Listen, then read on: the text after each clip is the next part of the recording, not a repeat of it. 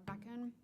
Good evening. My name is Julie McLaughlin. On behalf of the Board of Trustees, our superintendent, we welcome our community members, students, staff, and guests to the Lovejoy ISD Board of Trustees September 2025 Board Workshop.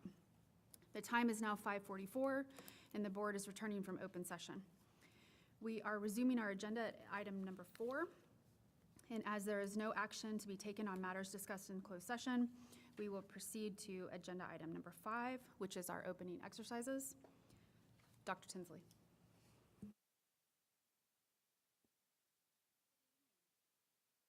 Good evening.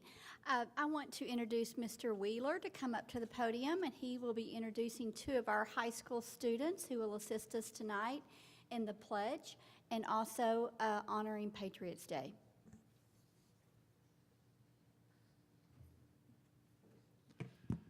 Good evening. Tonight I have 2 students with me. I have Caroline Wilkins and Will Lander.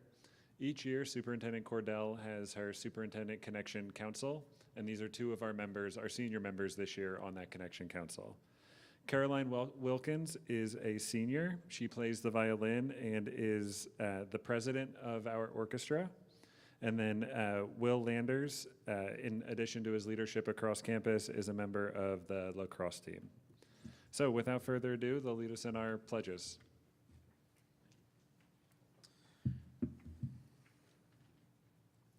I pledge allegiance to the flag of the United States of America and to the republic for which it stands, one nation, under God, indivisible, with liberty and justice for all. Now time for the Texas Pledge. Honor the Texas flag.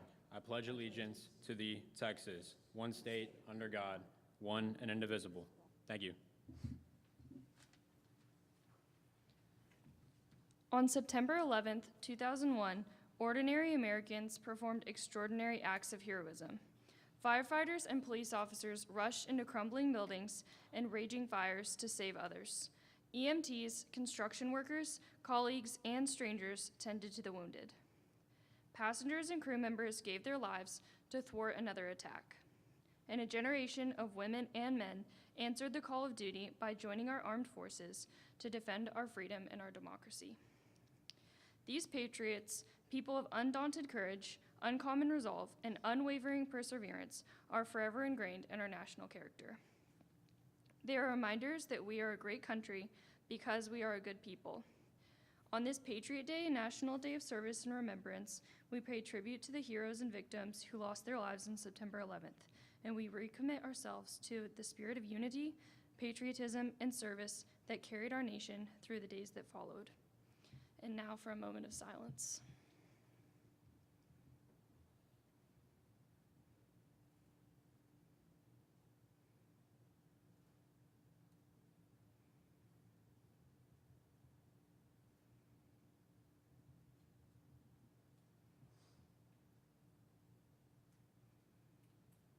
Thank you. You may be seated.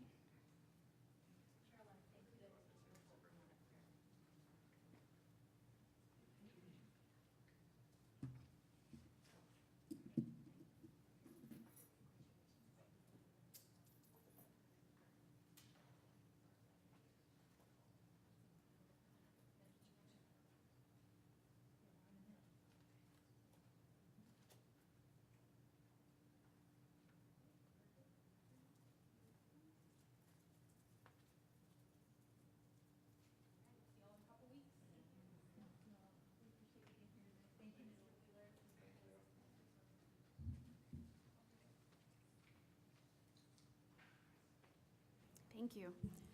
Agenda item number 6, public comments related to September 17th, 2025 agenda items. Ms. Taylor, do we have any public comments? She indicates no. With no public comments submitted, we will proceed in our agenda. Agenda item number 7, Foundation for Lovejoy Schools Annual Report. So the Foundation for Lovejoy Schools has been operating for over 20 years now and was created for the sole purpose of supporting Lovejoy Independent School District and positively impacting the success of every Lovejoy student. From the board's perspective, we are deeply grateful for this partnership, and we recognize the foundation as an essential part of sustaining excellence and opportunities across our district. And we look forward to hearing this report today. So first I'll hand it over to Ms. Cordell. Yes, I wanted to open with how grateful we are for the Foundation for Lovejoy Schools. We have some of our foundation board members here with us this evening, as well as the executive director, Sarah Brown. And I can tell you from the time I get to spend with them how dedicated they are to our school district and to bringing our community and our businesses together to support our students and our staff. And they make a profound impact and truly enhance what we are able to do in our classrooms.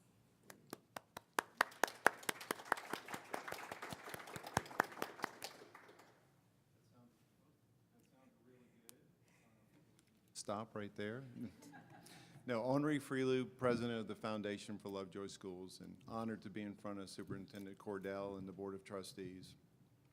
Y'all obviously know how important the foundation is to the school district, and we're passionate about everybody that's here, Sarah Brown and Kim Hoover, that are both employees of the foundation, and then everybody that's on the foundation board. We have some of those people here today, and they all put in countless hours, and then really the hard work is done by our donors and our businesses that give to the foundation.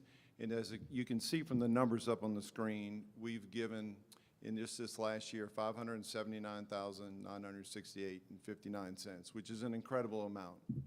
I believe when I got onto the foundation board about 10 years ago, you know, we were getting about $110,000 just an annual appeal. I think our give back was maybe in the $200,000 range. So to see that we've tripled that in 10 years is incredible, and there's still a lot of room to grow from that. I think there's a lot of opportunity for us. So we're proud to be one of the biggest donors back to the school district and work hand in hand with the school district in what we can do to kind of offset some of those costs that we're able to do.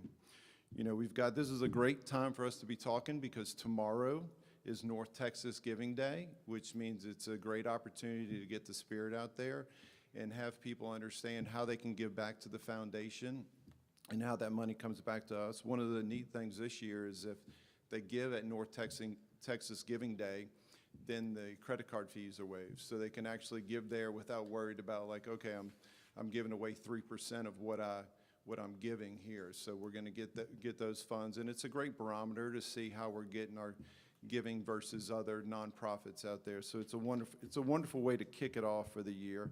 After that, as you can see on our upcoming events, we've got Ladies Night, Tour of Homes for another year, which has been an incredible, you know, community. You mentioned community, and that's one thing that we do as the foundation is not only are we raising funds, but we're bringing community together. And we think that's really important for Lovejoy. And then we've got the Taste of Fairview, or the Taste, and then Denim and Diamonds, and then the men's cornhole tournament coming up towards the end of the year. Right now, North Texas Giving Day goes along with annual appeal, which is our big push to get people to give money to the school district. And you know, we're really excited about the impact we're having and then what's been given back to the school and the donors we have in the school district that have given up their money to help us give back. Thank you so much. Do y'all have any questions? No? All good? Thank you so much for the report. Oh, can we get a photo with all the foundation members? Mark?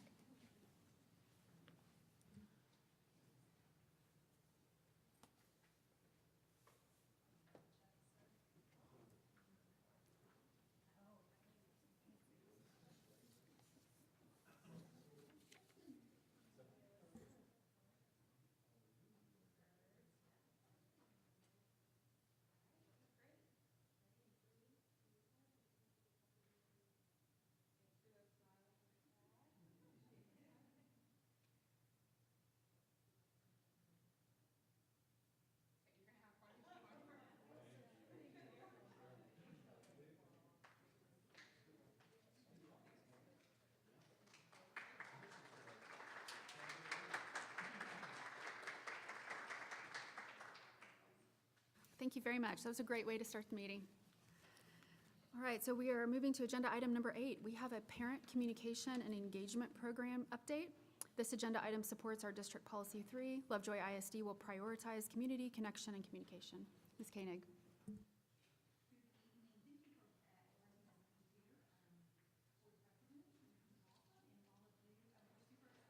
First of all, I'm going to have, I thought I had to turn that on. First of all, I'm going to ask our communications team, Kim Steiner and Molly Dodge, to, if y'all would head over there to the mic, and wanted to introduce them. Without them, I would not be able to do this because they are the feet on the ground every day. So, and I appreciate them so much. Wanted to give you an update. I think we did this about this time last year about what's going on in communications and where we're at and where we're moving.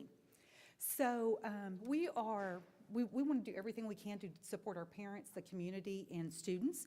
And first of all, we want to be aligned. And of course, our district and board priorities, the district priority 03 talks about that we'll prioritize community connection and communication. Our board priority also, number 5, talks about prioritizing transparency and communication with our stakeholders.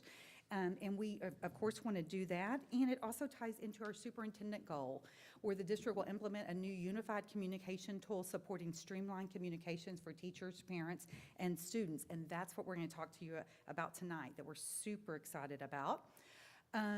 This is just a little bit of our timeline, kind of what's been going on in the past 14, 16 months. A lot of this has been going on beyond that for probably 2.5 years or so. But if you will recall, summer of 2024, we rolled out our new website, our mobile app, and just our social media. So what we wanted to do is we wanted to unify all of that, the website, social media platforms, and Lovejoy ISD into a mobile app. So our parents could just download it on their phone and have everything at their fingertips. And a lot of that was very much social media driven, and also was not just social media driven, but just events and those types of things. We also, our team went out and they trained 6 campuses, the fine arts, athletics departments on that new Thrill Share platform. And not only that, it all looked really beautiful. From there, last fall and winter, we looked at anchor sponsors. We took over that program, and so we could generate some more revenue fund. We looked at trademarking and a registration approval, and we went through that long process of trademarking. We still have a few more in process that we're working through. And then also we did bond planning, and we created a website for our bond that we successfully passed most of. So we were super excited about those.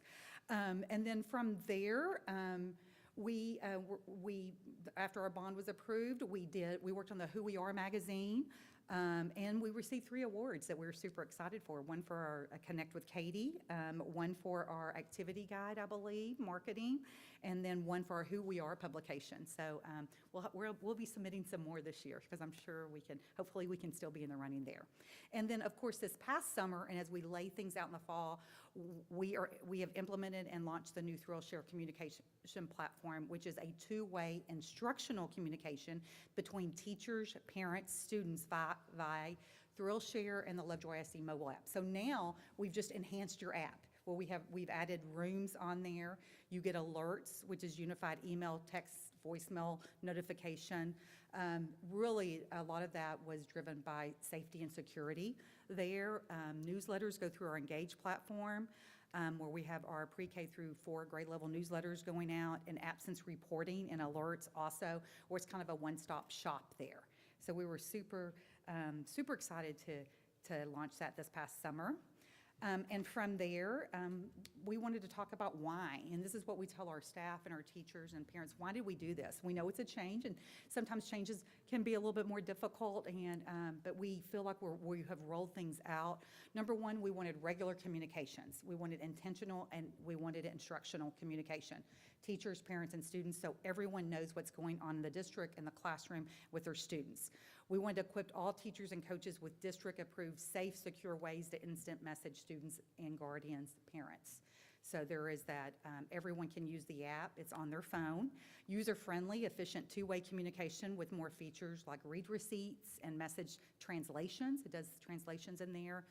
It modernizes and streamlines communication between the stakeholders, and also compliance, because we know that we're creating a record, and that's for record keeping too, so that we met those electronic record keeping requirements.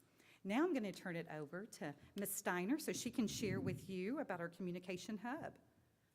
Thank you, Anna, and thank you for having us today, Board and Superintendent Cordell. I wanted to just highlight our Lovejoy ISD app and the instructions for logging in. So Anna referred to a couple of different things. She talked about rooms and Apogee and then the Lovejoy ISD app, and I know that can be a bit confusing. And so parents live in the Lovejoy ISD app. That is where our parents go to find all of their information. So if you hear the word ThrillShare, just know that that's what teachers are working in to provide the communication to your Lovejoy ISD mobile app. So when you go to download it, you don't download the ThrillShare app, you want to download the Lovejoy app and then follow the instructions that are on the screen in order to log in. And you do enter either a phone number that is on file in your student's PowerSchool account or an email address, which makes it a really safe and secure way for us to know that we are connecting with the actual parents and guardians of students who have the access to see any of those communications. Okay, so Anna touched on some of these briefly. There's some redundancy in some of these because there are benefits for both teachers and parents. But I wanted to highlight just a couple of things on this screen, not all of them. This is an app that is for both teachers, parents, and students. They can all work in it and receive communications about instruction, sports teams, clubs. So it really broadens our ability to share information about all the things that are happening within Lovejoy. There is like a more instant message style communication you can see on one of those screens where I've got some messages going on with different teachers, and that looks more and feels more like a text message or an instant message, and that is really nice, very quick way to communicate and send messages with our staff. And then one of my favorite parts as a parent is that this app really streamlines communication. It takes out the distraction and the noise.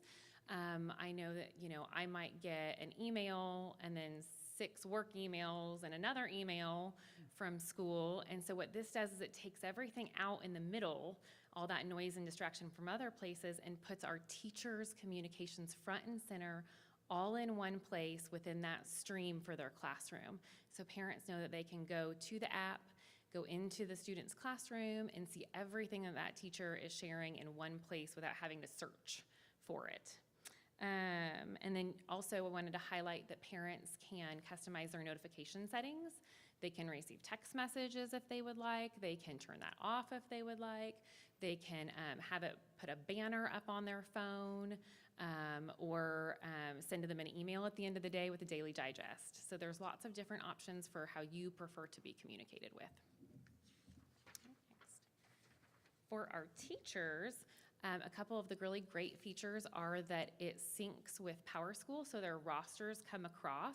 So if a student enters the classroom, that will automatically happen. If they leave the classroom and shift to a different one, they will automatically be taken out. So it's not adding additional work for them to have to remember to keep those class lists up to date. And also, it will sync with their Google Classrooms.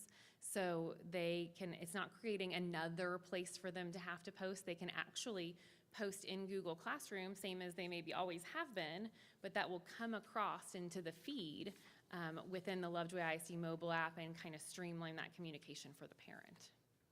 So that's really nice. And then the other thing that's great on the teacher side that Anna mentioned is we have read receipts. So we can, if they post an announcement, they can see which parents have actually been able to view that or view direct messages as well. So they know who they're reaching and maybe who they need to connect with outside.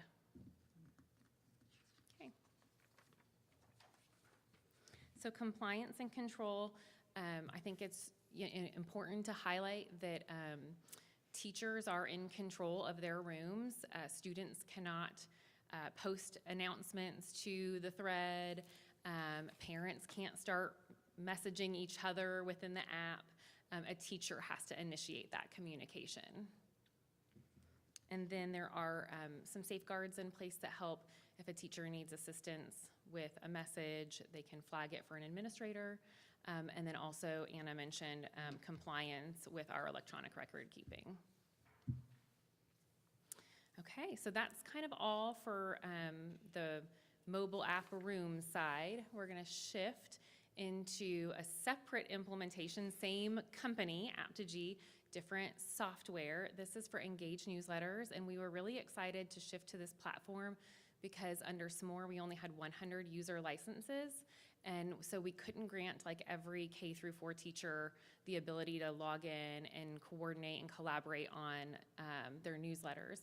What this has done is it allows us to give all of those teachers, it's actually pre-K 3 through grade 4 access to a newsletter software. We have helped create them templates for each grade level so that, you know, Pester's 4th grade team can log in and all work together on creating their weekly newsletter and send that out. So it is another way for us to help share classroom communications with parents on a regular basis and provide resources and activities and announcements and reminders. And then alerts. This started 2 years ago when we implemented the website, with the first part of it being our website and our social media, and now we have looped in the second part of that, which is our email, text messages, and voicemails. So the biggest thing that I want to lift up here is that if we did have to send out an emergency communication, you can see where I've got the boxes all the way across the top of that checked.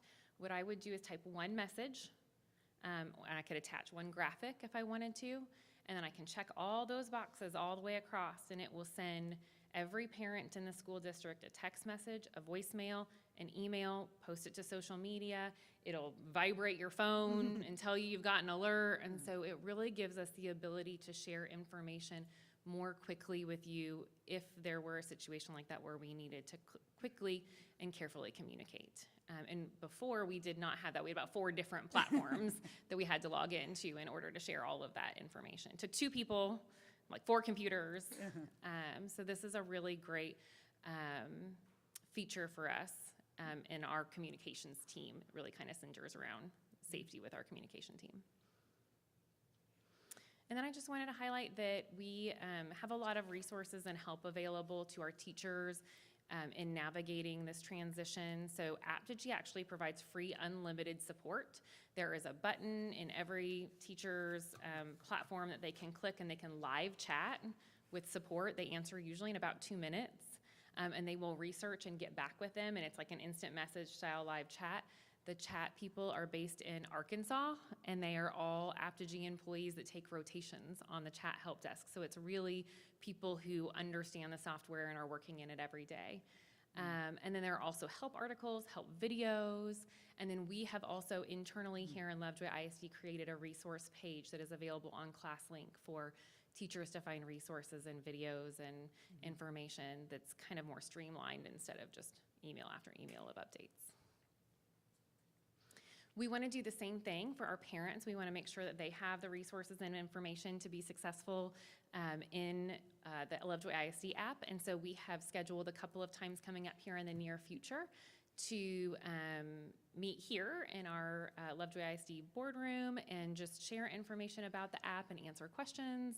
And then we also wanted to point out there down at the bottom, if there is any parents that are having any trouble logging in for some reason, you do have to have certain settings in PowerSchool. That's that safety feature that keeps us connected with the guardians that are approved.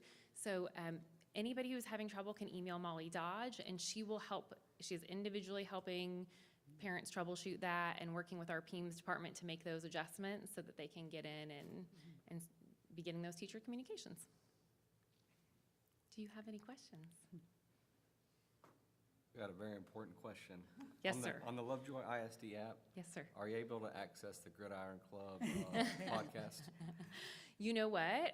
When we add it to social media, because we will be doing that, when we add an update to social media, the very first screen on the mobile app will have our social media stream, and you can click on it there and view it. Thank you. Okay. You're welcome. Yeah. Thank you so much for the presentation, and on behalf of the board, we so appreciate you leaning in on our board priorities and district priorities related to communication. I know I can speak just as a parent of multiple children, how important this is to be able to see all of your information in one place. And yes, I was a victim of searching many emails to find it, so thank you for that very much. And one thing that definitely gives peace of mind is that alert functionality, that should there, God forbid, be something where we need to get a hold of parents, just to understand your capabilities to get that information out to parents. So we do appreciate you taking the time to put this together, and also taking the time to give some parent resource presentations. That's wonderful to hear. So Wonderful. Thank you so much. I love that you mentioned and lifted up the security specifically as a parent. Would you be able to mention how we were actually able to utilize that feature with our parents at the football game on Friday night in terms of the stadium evacuation? Sure. We were able to post some updates to social media through the website and mobile app. And so the very first screen when you're logged in on our mobile app is the live stream for our social media. And so we just continue to post updates to that, and that way that if you were in your car or if you were in the high school auditorium, wherever you were, we could be sharing information with you. And it's just small things like that that we're able to enhance.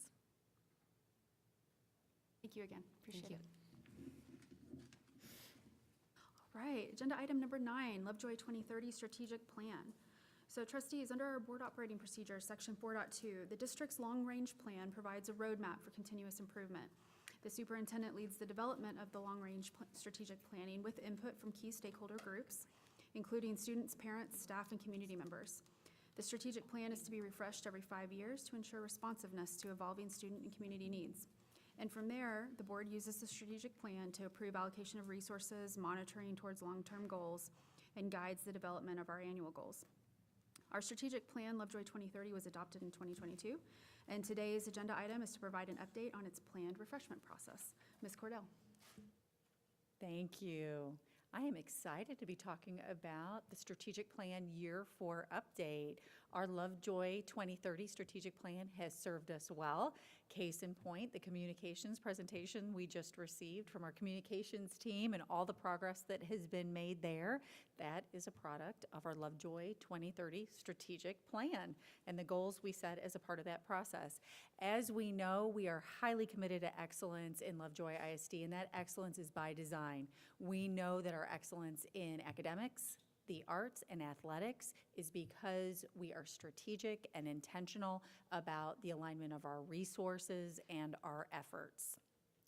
Lovejoy 2030 was an effort that we undertook back in the 21-22 school year. It was grounded in our mission, core values, graduate profile, and it was community-based. We brought together about 60 stakeholders. We brought together students, teachers, administrators, parents, community members, and we were focused on taking Lovejoy ISD to the next level.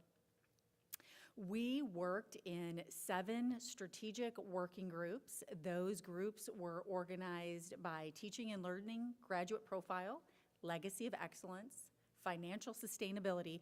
The Financial Sustainability Committee was a little bit larger. We had to really focus in that area at that point in time.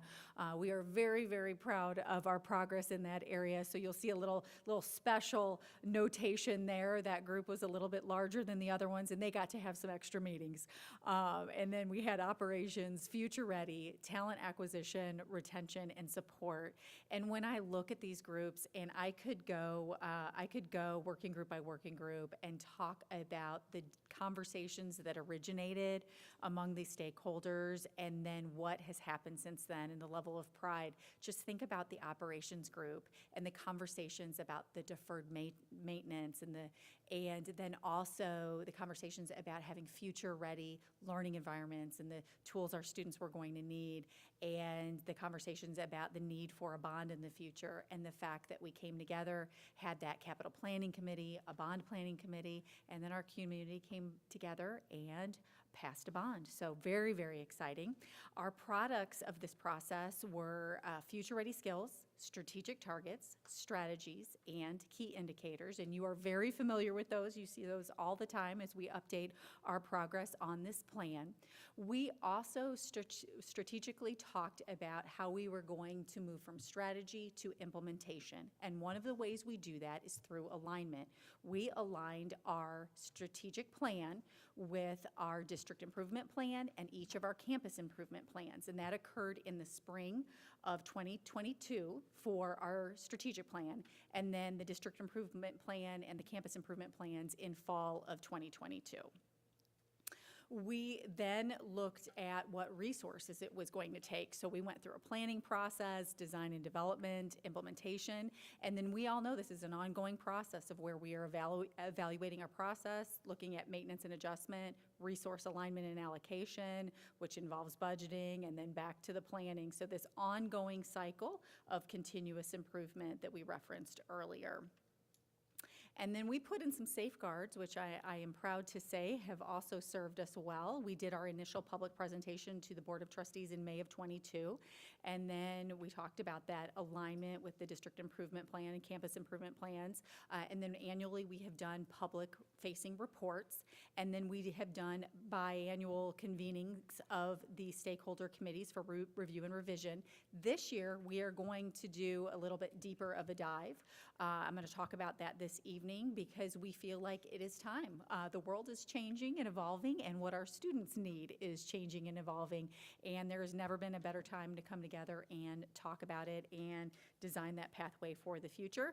And then we also, on the internal end, we have a digital management platform that we utilize to make sure that this plan was never put into a drawer and never seen from or heard from again. This is a working document that we use as a tool for ongoing improvement.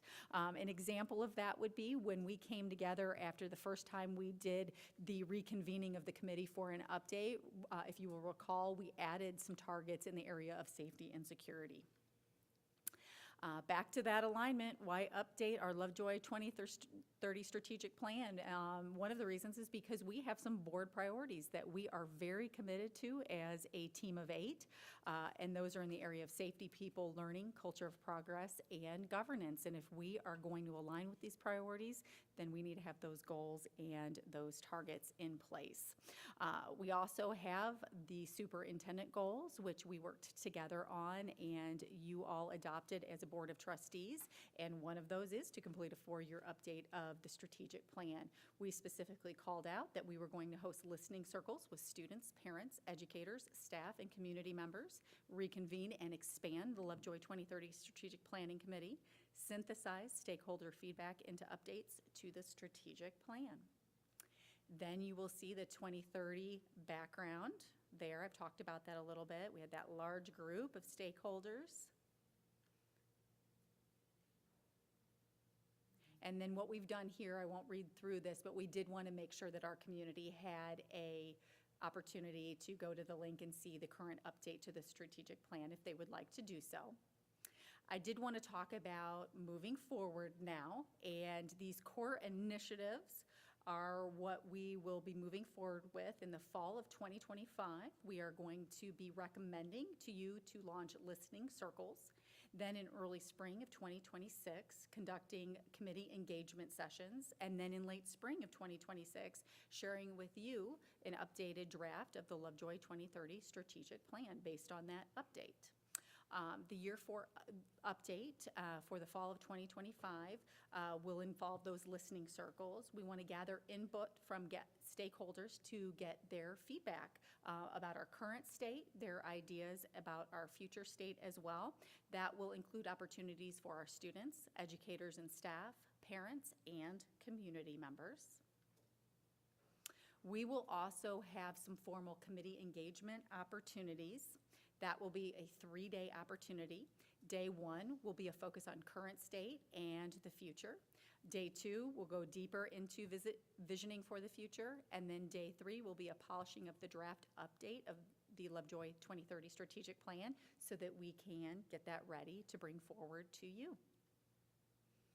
And then in the spring of 2025, we will also internally be working hard, and this will include both campus level, the teachers, campus level leadership, cabinet, as well as district level leadership. We will be doing some pre-work, process work. We will actually have an internal guiding coalition. We will synthesize that stakeholder feedback, and then on the back end, make sure we have a plan in place for implementation. This is a draft of the committee charter for your review. We are not asking for your approval this evening, but wanted to give you plenty of time to review this. At our September meeting, we're asking for your consideration of approval. What we would like to do in regard to membership is have the opportunity to invite back original members of the Lovejoy 2030 strategic plan, if they were in good standing and continued with us through that whole effort, to be a part of that, and then add to that membership. A tentative timeline is added here for your review. So again, next time at our regular September 29th board meeting, we would be asking for board action. Those listening circles will range in time between September and January. We would open the stakeholder committee interest form on October 2nd, closing it on October 31st, and then recommending on November 17th board action on committee membership. November 18th, we would have the opportunity to notify the stakeholders that completed the interest form of their status. And then January and February, bring that stakeholder committee together for those 3 meetings. March, have that public presentation of the draft Lovejoy 2030 strategic update. And then on April 13th, at the regular board meeting, recommending board action on our Lovejoy 2030 update. What questions do you have? I just want to thank you for your willingness and dedication to this process. I was part of that original 2030 group. I was in the operations group, so I definitely can identify with what you were saying about the changes. But I'm excited to have new and old members come back together. I learned a lot through that process and met a lot of parents and teachers and administrators I probably wouldn't have been able to have that FaceTime and those important discussions with. So I'm excited to see what feedback we get and see what the refresh brings. So thank you. Can you tell us a little bit about listening circles? That may be a new term to some of us in the community. Yes, I absolutely can. So listening circles are an opportunity for stakeholder engagement, and they're a little bit more intimate because they typically are about 8 to 10 people, and there are a list of questions that are put on the table and presented to those stakeholders for informal discussion. And the stakeholders that are there around the table have the opportunity to discuss those questions and share their input and thoughts. And what we do as a district is we take notes and make sure we gather that input, and then after gathering that input, we look for trends and patterns. We reflect and look to what needs to be incorporated in terms of improvement efforts, and then also things that we need to celebrate and reinforce that people really value.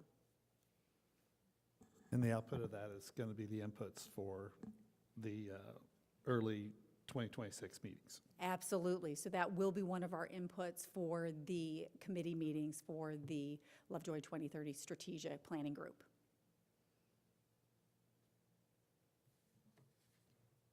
Other questions, board? I'll just add a few thoughts, just that, thank you for, again, just the willingness to go back through this process. I think maybe the Lovejoy 2030 plan might be one of those documents that not every member of our parent community is aware of, but how critical it is, because it really is the roadmap for the district and everything that we're intending and our goals and our hopes for the forward trajectory of the district. And I just want to say again, I'll kind of summarize. I know some of the things that the board has shared over time is that we've all been part of strategic planning processes at work or maybe prior in the district, and sometimes those items tend to go into a drawer after a period of time. But what I have certainly noticed sitting on the board, and what I hope our community notices, is the intentionality in which you have used this document.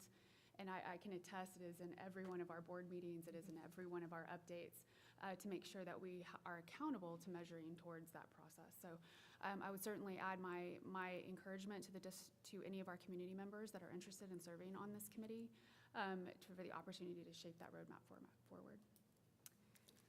So Wonderful. So trustees, as Ms. Cordell mentioned, there's no board action today. Future items will be placed on meeting agendas for votes on committee charter, committee membership, and to review and adopt any proposed changes to our strategic plan. Thank you for the update. Trustees, as you know, the 89th legislative session was particularly impactful for school districts, and there are a number of policy changes and other requirements that are driven by those legislative changes. Our community has likely seen some of these impacts through the increased communication from the district and additional parent opt-in or permission forms that they've received. And so for agenda item number 10, our district leadership team will provide additional updates on new legislation from the 89th legislative session that is impacting our district. Thank you. As you know, every 2 years, the Texas legislature meets for a 140-day session to enact laws. They met between January 14th and June 2nd, and over 100 education-related bills were passed. Most of those bills are effective with the 25-26 school year, and we are working hard to implement those new laws. Please note that the update provided in this meeting this evening is not comprehensive and is truly designed to provide a high-level overview. Okay, tonight's Dr. Tinsley and myself, as you can see. We're going to talk about a little bit. We know, as Katie had mentioned, it was a busy session for our 89th legislators. So we're going to just review some of the outputs there, and we'll start with just some highlights there.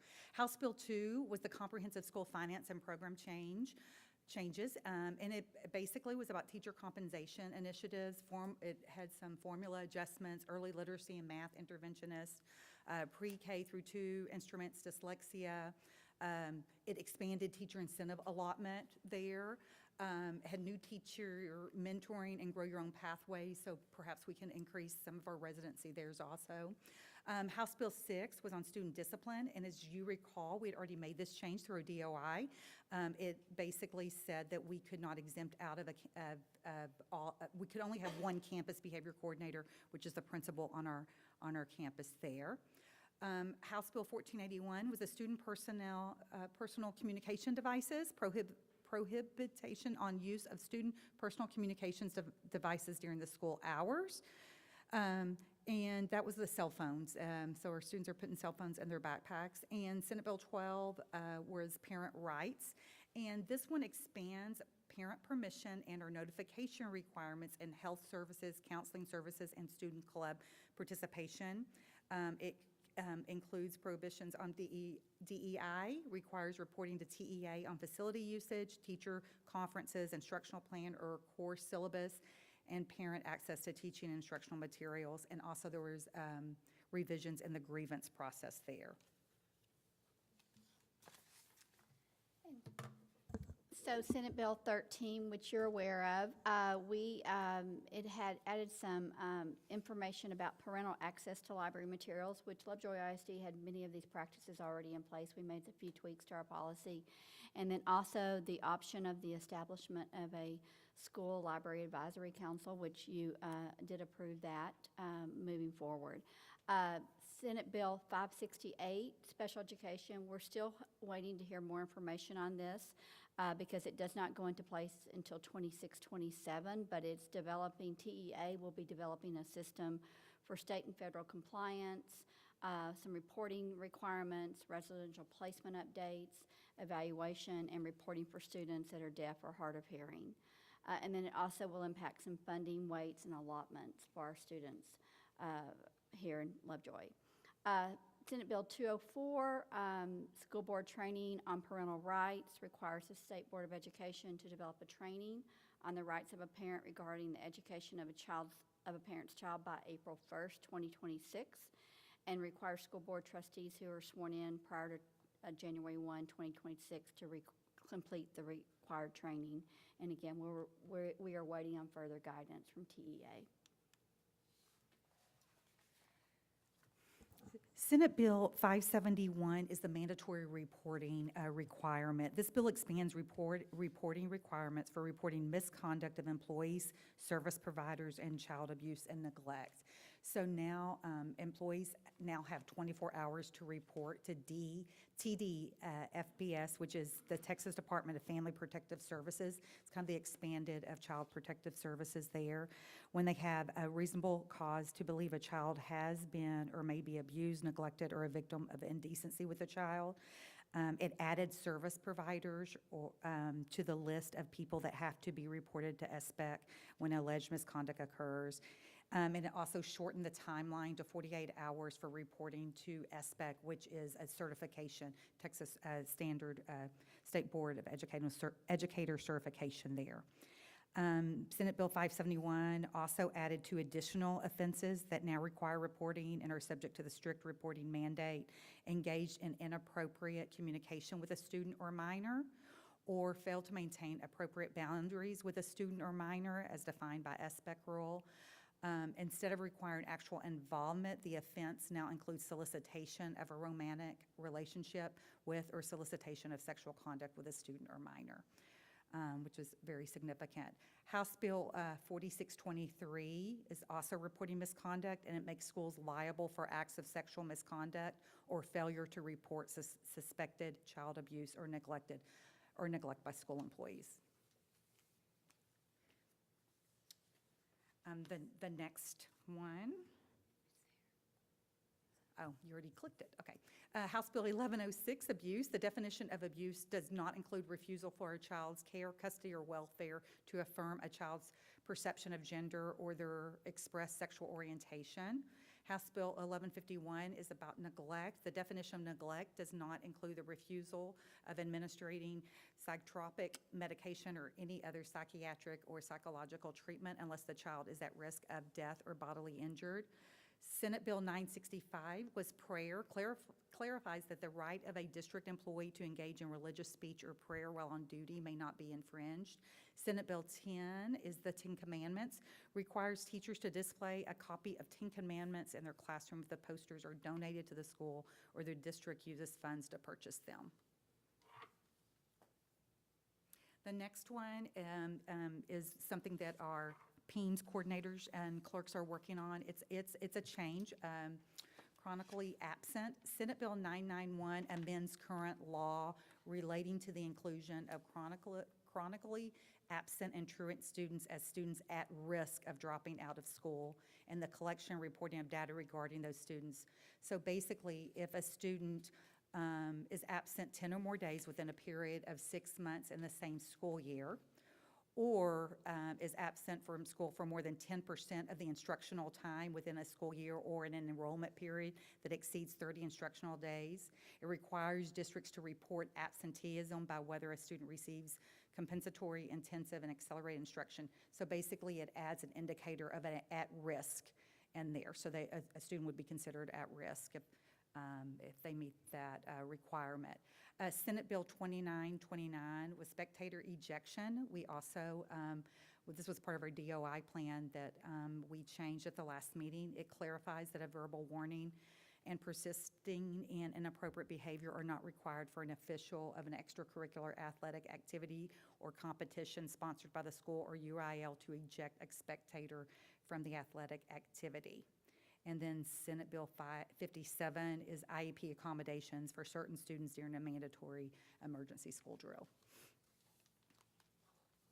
Okay, so elaboration on one of the Senate Bill 12 requirements is that during the 89th legislative session, lawmakers passed Senate Bill 12, which strengthened parental rights and set new requirements for schools for notifying parents and obtain consent for certain health-related services. This bill went into effect September 1st, 2025. In order to help districts comply, TEA released written guidance on August 28th, 2025, and provided an update on September 2nd, 2025. The guidance is noted below on, the guidance included the following information about health-related services, which included first aid. Then on September 8th, 2025, TEA issued revised guidance that now provides and makes distinctions between 2 categories of services that are health-related services and health care services. So according to the newly revised TEA guidance, health-related services are considered opt-out students automatically have access to these services unless a parent chooses to opt out. And then healthcare services, which are opt-in, parents must actively opt in by giving written consent before they can be provided. The district right now is working on an FAQ that we plan to push forward out to our parents to provide some more clarity regarding this portion of Senate Bill 12. And then House Bill 8, which was adopted during the most recent special session. This is having to do with new assessment, the state assessment statutes. I'm going to kind of summarize the differences that we're seeing from our current assessment versus the new. So right now, with our current assessment, we have one test, which is STAR, that we are required to administer. This change would be that there are tests given throughout the year. There's a beginning of the year and a middle of the year assessment that are used for diagnostic purposes, and then the end of the year would be connected to your accountability, like what we have now. So kids would be tested more frequently, but with a shorter test. It would also be sharing the change in currently TEA and State Board of Education have oversight on this. The change is it's giving centralized control over to TEA and the commissioner with the new bill. Right now, we receive, it's several weeks out before we receive our results. The change would be that districts will receive results within 48 hours after the tests are administered. And currently, districts are given a window when they can select what dates to test on the STAR test. That's going to be tighter, and that window will be reduced and determined by TEA. And then there are some impact with, right now we have some very clear established costs that incur for the state with this. There's going to be significant upfront investments required now with this new assessment plan. So more to come on that.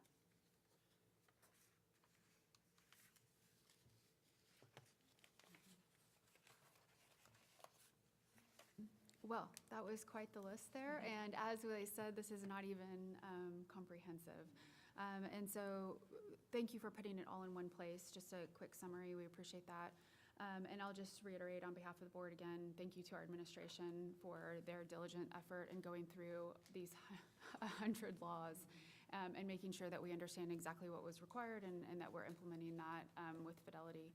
And I'll also continue to ask with partnership with our parents. We certainly understand change can be confusing, and there can be lots of different communication, and that all of this is being done just to ensure that the district is in full good standing. So are there any other questions? Just a comment, I would expect that we would have additional revisions similar to the Senate Bill 12 revision that happened, because some of these laws are written with applications of intention but unintended consequences. And so I would just say that to, so that parents would understand we're not trying to duplicate our efforts, but certainly having to pivot as we move through the process. Well, most of the laws were passed with effective date of September 1st. And so we don't have the guidance yet from a lot of the TEA. So that makes it difficult. Yeah, that's a good point. Difficult to have the law be in effect, but not necessarily have the full understanding from the agencies as to what exactly is required. And so we'll certainly do our very best as we kind of figure it out together. Questions? Okay, wonderful. Thank you very much for the update. Trustees, our next two agenda items are common meeting agenda topics that we always cover in the month of September, related to analysis of student academic achievement and finalizing our district HB3 academic goals. These agenda items support board priority of learning, which says the Lovejoy ISD Board of Trustees will champion academic excellence by prioritizing rigorous instruction, monitoring student outcomes, and supporting continuous improvement. These agenda items also support compliance with board policy EA Legal, which outlines the board's duty to adopt specific measurable goals for literacy, math, and college and career military readiness. So for agenda item number 11, we'll start with the student academic achievement update. Dr. Tinsley. Thank you. So thank you for the opportunity to celebrate the accomplishments of our students and our staff, and also lift up some areas that we've identified that we are committed to with growth and improvement. Just want to always lift up and as President McLaughlin lifted up, that we are committed to that every student is expected to achieve at high levels here. And this is, we've brought this forward publicly, and our teachers are well aware of this, is that these are our three non-negotiables to achieve those high levels of student learning. Number one is that we commit to rigorous standards aligned instruction, which we will plan and deliver rigorous instruction aligned to the standards that promotes deep understanding, critical thinking, and meaningful application of knowledge. Non-negotiable number two is we are committed to active and engaged student learning, that we want our students to be actively engaged in relevant, challenging, and meaningful learning tasks that promote their ownership, collaboration, meaningful discourse, higher order thinking. And our students will write purposely and frequently across the curriculum to deepening their learning, their understanding, communication, thinking, and strengthen their ability to express ideas with clarity, precision, and confidence. And finally, assessment for learning drives instruction. So we will use assessment, formative assessment practices to monitor and adjust so that we can provide our students timely feedback and make responsive instructional decisions to meet the needs of every learner here in the district. So I've shared these before, but I want to lift up, again, and I'm not going to go through each one, but we've identified and prioritized student learning behaviors that we would want to see in any classroom, any course, any grade level here across the district. And these are lifted up in the three non-negotiables, is that we are committed to ensuring that our students have discourse related to the learning target. They're engaged in productive struggle. They are writing across content areas. We want to see students collaborating, assuming ownership of their own learning and goal setting. They're engaged in active learning, and they're connecting the learning to the real-world applications. And then finally, utilizing technology that is purposeful and aligned to the learning target. So lifting up, again, our balanced assessment plan, which goes back to Lovejoy 2030, that strategy 1.2.1 provide opportunities for student goal setting and reflection on their progress. And then strategy 1.3.1, systematic implementation of essential standards and common formative assessments. And this is our balanced assessment plan. So what you're going to hear more about tonight, you're going to hear more about our summative assessments, which are really the final assessments at the end of the year normally. I'm going to lift up in that list there STAR assessments tonight, our MAP data, and then our end-of-the-year MAP data, and this as well our DRA and our M-class. I'll be coming at a future meeting to share more information on SAT, ACT, and AP exams. So the first part is our part of this presentation is STAR end of course results. And just a reminder that STAR is a standardized assessment tool that we use here in Texas Public Schools to measure student learning of this Texas Essential Knowledge and Skills. So it evaluates a student academic achievement in their core subjects, and also it measures their growth. And it's in grades 3 through 12. So I'm going to lift up each campus. At Puster Elementary, we assess in 3rd grade math and reading. And what we measure our performance on, even though the state measures it from approaches, we really measure our success on meets. So when we look at how are our students performing on the meets level. So in our bar, what we want to kind of set is that 80% or higher is what we're looking at, even though we really want that to be exceeding the 80%. And we believe that our students can do it. So that just provides information there. If you'll look at that meets column and master column, those are the ones that we focus on. So as you can see in 3rd and 4th grade, both in math and language art at Puster, they exceeded the 80% mark. At Hart Elementary, we assess the same grade levels, 3rd and 4th grade reading and math. Do want to celebrate, lift up 4th grade at Hart on math, 91% meets. We've got some work to do with 3rd grade, and we've identified some key supports that we can put in place for our staff and our students as well. And they've engaged and adopted this plan, and we're excited for that. So that's an area of focus. 5th grade, we assess 5th and 6th grade reading, and also science in 5th grade. We have some work to do on science.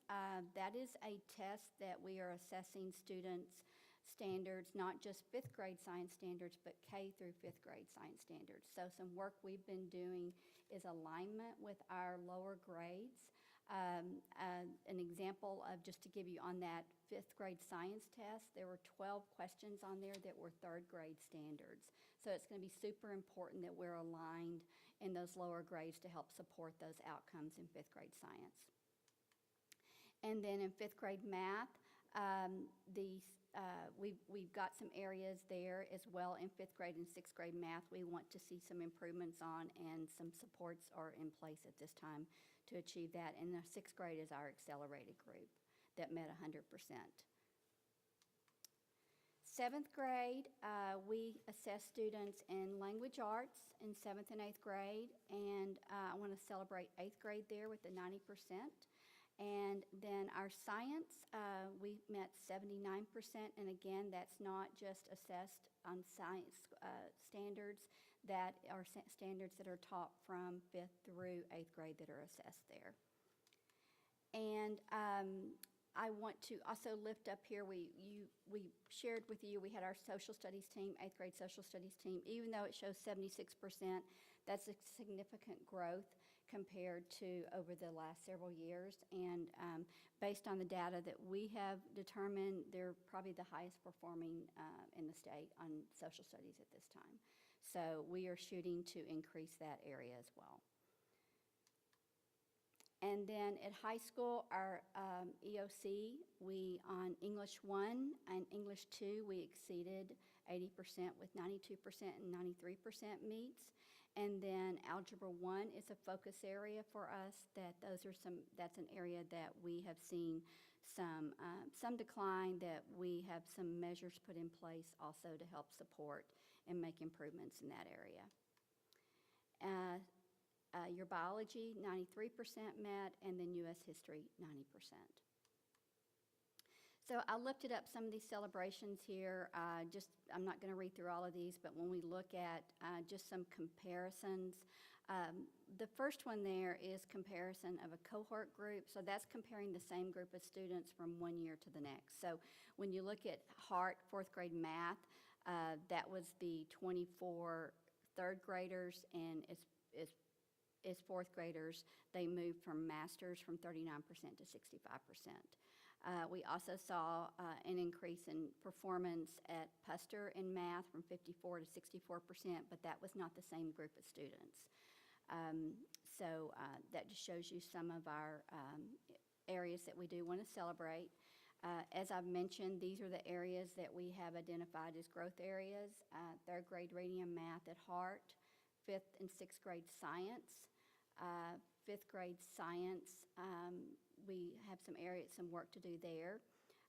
As I mentioned, focusing on the instruction of science standards K through 5, and then eighth grade science at Willow, and seventh grade on level. Eighth grade social studies, we still want to grow in that area, and then also Algebra 1. So the next set of data I want to share with you is the developmental reading assessment. And this is an individually administered assessment determine a student's reading proficiency for grades K through 5. We administer this test one-on-one with the student, and it's given right now for our K3 students 3 times a year, beginning, middle, and end of the year. For our fourth and fifth grade students, we only administer it if students are not reading on grade level. So we do not administer it 3 times a year for them. So just wanted to give you some overall district data on that. This is the end of the year. This is in May. We had 80% of our kindergarten students on level, 82% first grade, 91% for second and third grade according to DRA, fourth grade 95%, and fifth grade 92%. So what DRA is assessing, it's assessing a student's accuracy with their reading, their fluency, and also comprehension. And it is important, there is some correlation between DRA and our STAR results, because that, particularly third grade STAR, because so much of that test has to do with good reading and comprehension. So that's why we track back, and we want to ensure that our students are hitting grade level by third grade. And then this is just a chart that shows you by campus. And if you look at the far right column, that shows you the on-level percentages. Just some celebrations. We want to lift up at Puster, third grade, and fourth grade, we had exceeding 95% or more of our students on grade level, and at Hart, fourth grade, 95%. Areas of growth, we have identified kindergarten as an area of growth, probably on both campuses, that we want to see some improvements in. We believe that some of the targeted small group instruction and with our new instructional resources will assist with that as well, too. So just some bullets at the bottom there is that work that we've been doing with campuses. We want to see an increase of differentiated small group instruction opportunities for our students. So for example, when we're looking at the frequency of a student that may not be reading on grade level, we would want to see a higher frequency that they're being pulled for targeted small group instruction. Also, we have a progress monitoring system. We've increased some tracking frequency on that on our campuses as well, too, looking at not just this beginning, middle of the year data, but how are our students doing on their priority standards. We're also tracking their instructional reading levels monthly, so we can respond sooner or push kids a little bit, increase that rigor for students that we feel like probably can move forward that maybe we're not moving forward yet. And then also utilization with fidelity of our unit planning guides and our instructional resources will be very important with this too.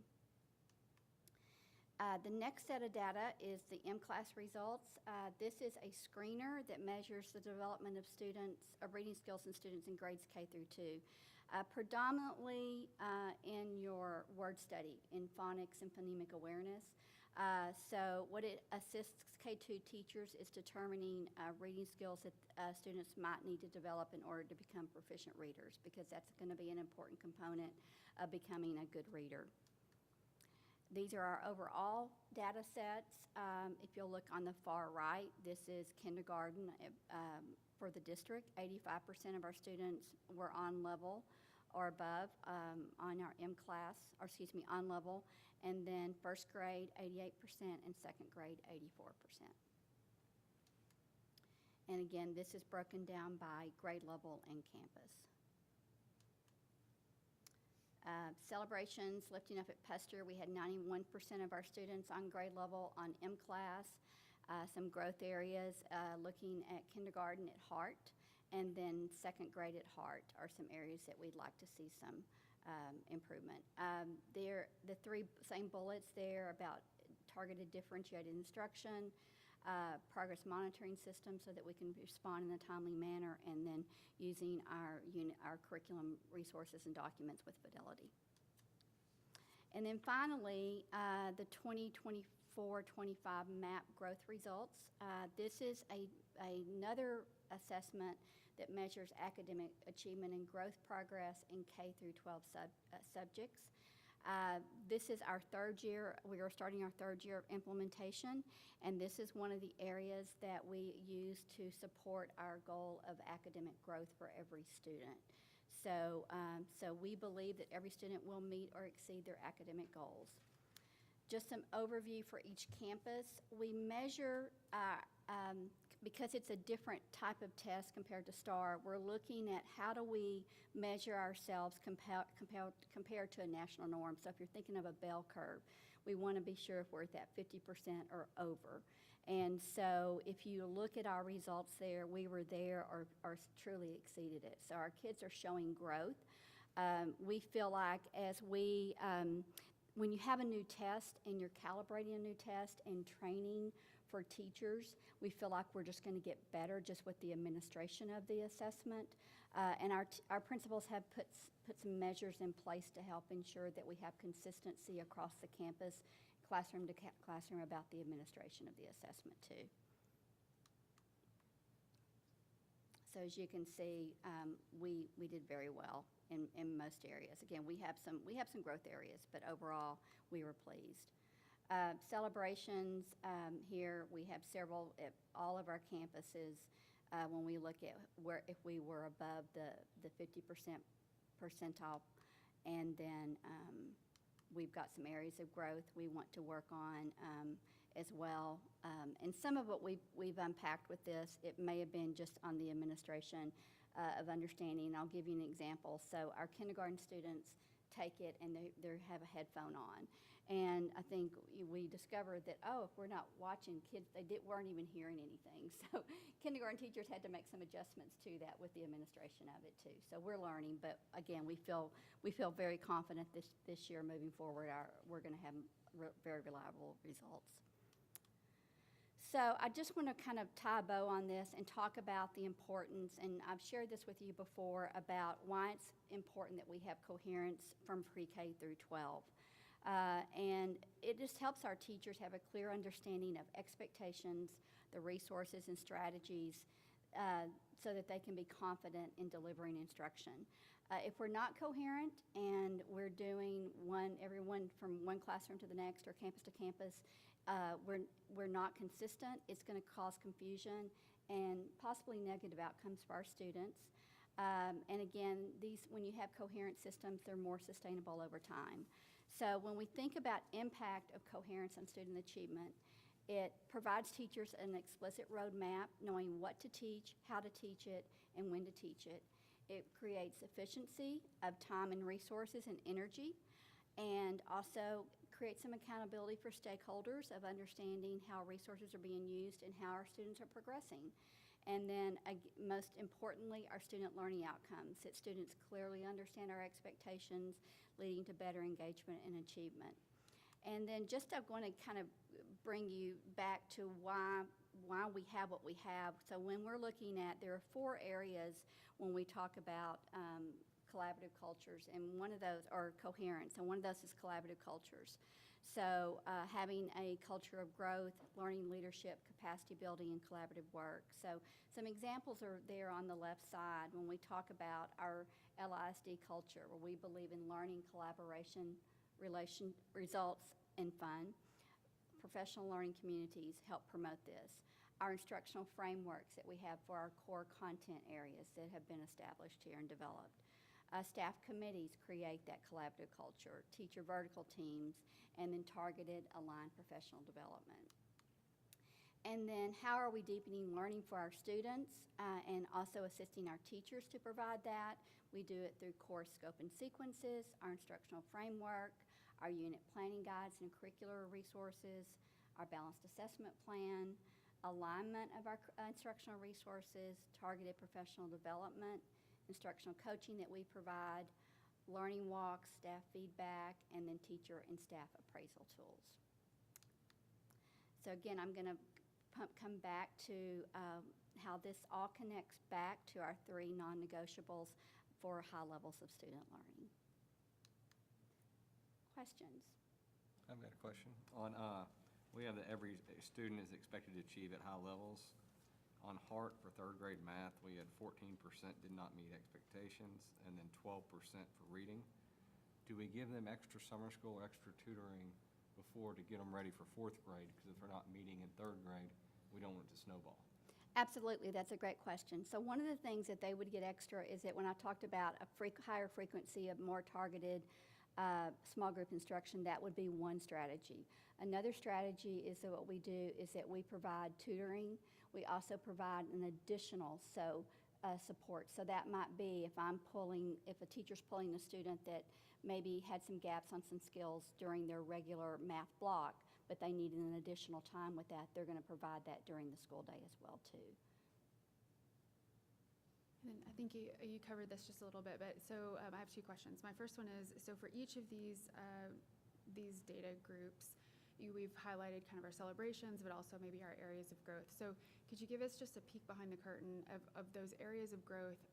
There's plans behind the scenes to address each one of those? Absolutely. Could you give us a little insight about Absolutely. So a lot of the work that our teachers and our principals do is that they're analyzing, they don't just look at the overall performance, they get down to the student level and the standard level.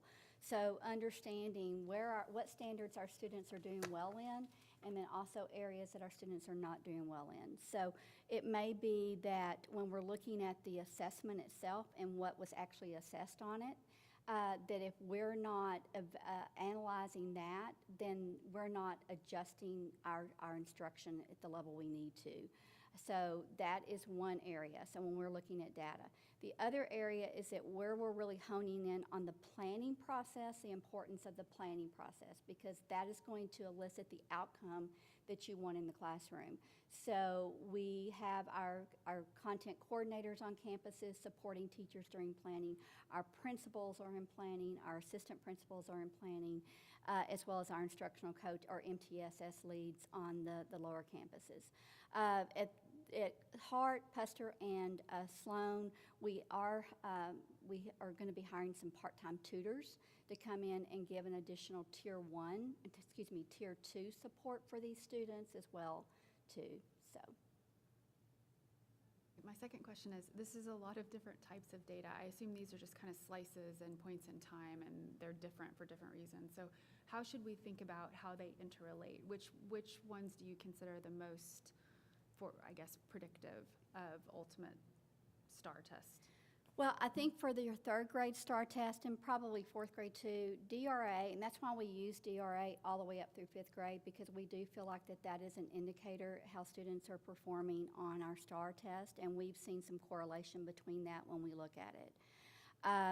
MAP, we are seeing some correlation. I don't want to speak publicly because as we are learning more about that assessment and how it can support us. M-Class is certainly one that does impact our outcomes on our reading assessment. But again, our math test and our science test are also reading tests. So if our students are not good readers, then they are going to have challenges on those assessments as well too. Another piece that I would say is going to be important is how we're writing across content areas, because that's how students synthesize information. And we've got to be very diligent and intentional in all content areas, all courses that we are seeing students writing and processing through writing, and that's how they're assessed on the test too. Tell me a little bit about, when you look at the math scores, you see numbers that are in the 50% to 70%, and on STAR you see numbers that are much higher. Tell me a little bit why those numbers would relate to 50 and how 50 is okay in terms of MAP growth. It's a different type of test. Is what the MAP test is, a criterion reference test. So we're comparing ourselves to a standards across a national norm. So it's not where STAR is a test our Texas standards. So that's the difference. So it's hard to really compare the two tests, but we have, when we look at individual students, we have seen some correlation to where if they're performing well on MAP, that's an indicator that they can make growth on STAR as well too. So we're still in the early stages with that, but I would say that we're seeing some benefits, and our teachers are seeing some benefits with MAP now, because it also gives them, especially for some of our higher learners, more advanced learners, that's an opportunity for them to grow beyond just the state standards that you would have on STAR. And so MAP continues to quiz the student until they reach a plateau where they're just not able to go past the question. It's individualized based on every individual student. So it's going to, as students are taking the assessment and they get a question correct, it's going to accelerate them on the path that where they can best perform. So every test is going to be different for every student based on where they start. You mentioned our social studies scores and how they went up, and I remember when the social studies team came and had that great graphic of a comparative analysis and where we stood against our peers. Is that type of comparative data helpful across all the student achievement areas? For example, you mentioned the DRA is a good indicator. We found it to be, but our Hart third grade was at 83%, and then we were at 69% for MEET. So in that case, would it be helpful to look at other districts and find out it was a poor test question or some other factor? Right. We do that. Of course, we have the state, but we don't really always compare ourselves to the state. We look at comparable districts and look at how we are performing compared to comparable districts. I will say on the third grade reading, we didn't see a lot of changes at the state level on that when you compare 24 to 25, and also comparable districts did not see a big change. We did in some certain areas there, and so again, that's an area that there's a high level of support in the targeted area where we can help our teachers and our students. And I just want to say thank you for adding that Tier 2 support. I know that that's a big help to our teachers and our students, so thank you for taking initiative on that. Well, and it really just gives our students kind of a double dip. So they're going to get it from their classroom teacher in Tier 1, and then they'll get an additional strategy and support from the tutor as well.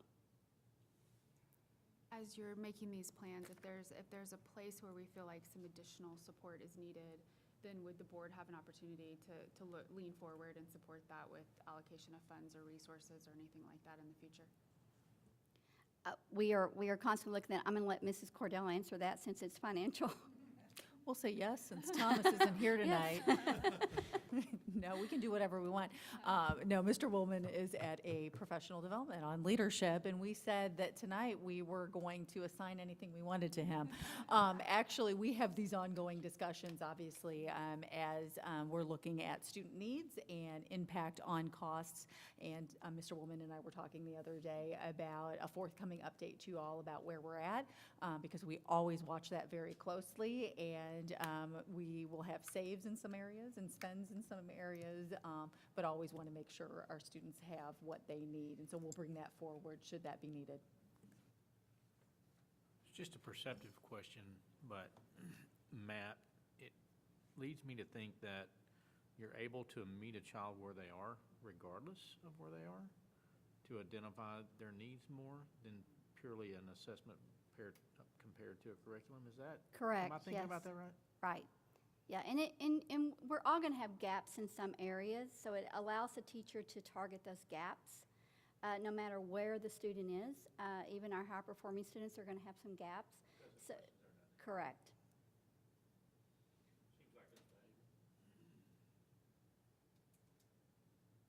Well, thank you very much. I know that's a lot of dense data for us to go over, but I think one of the most important things we do as a board is to evaluate the success of our academic program. So I appreciate you bringing that forward. And I think that leads us right into agenda item 12, which is presentation of our HB3 goals and progress measures. Yes, thank you.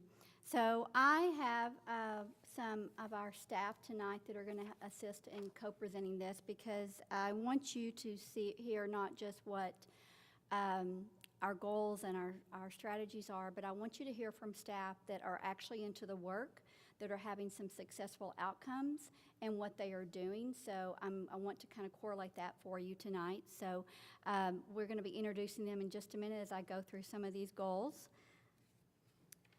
So I just want to remind you of, we're going to start again when we look at House Bill 3 goals, because they are all academically driven. We go back to our 3 non-negotiables for high levels of student learning. House Bill 3 goals are adopted by the board. So tonight I'm presenting these to you, and then at the September meeting we'll be bringing them back for consideration of approval. So a state statute requires boards to adopt detailed plans developed by school district administration that contains 3 specific quantifiable goals in 3 areas. Those 3 areas are early childhood literacy proficiency, early childhood math proficiency, college and career military readiness. So the goals for early childhood literacy and math, our final measure on the goal is 3rd grade. So it's the only grade required for literacy and math. This plan will include progress measures for K through 2nd grade, because those play into the outcomes for our 3rd grade. And then it aligns with the House Bill 3 mandate that school districts use integrated assessments for pre-K through 3rd grade to diagnose reading development and comprehension.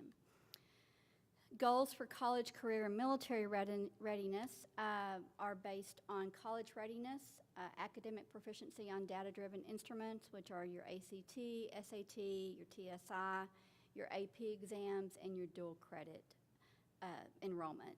And then career ready, students that have successfully completed an industry-based certification, which we call an IBC, and special education workforce ready. And then last, military ready, enlisting in armed forces and reporting to basic training.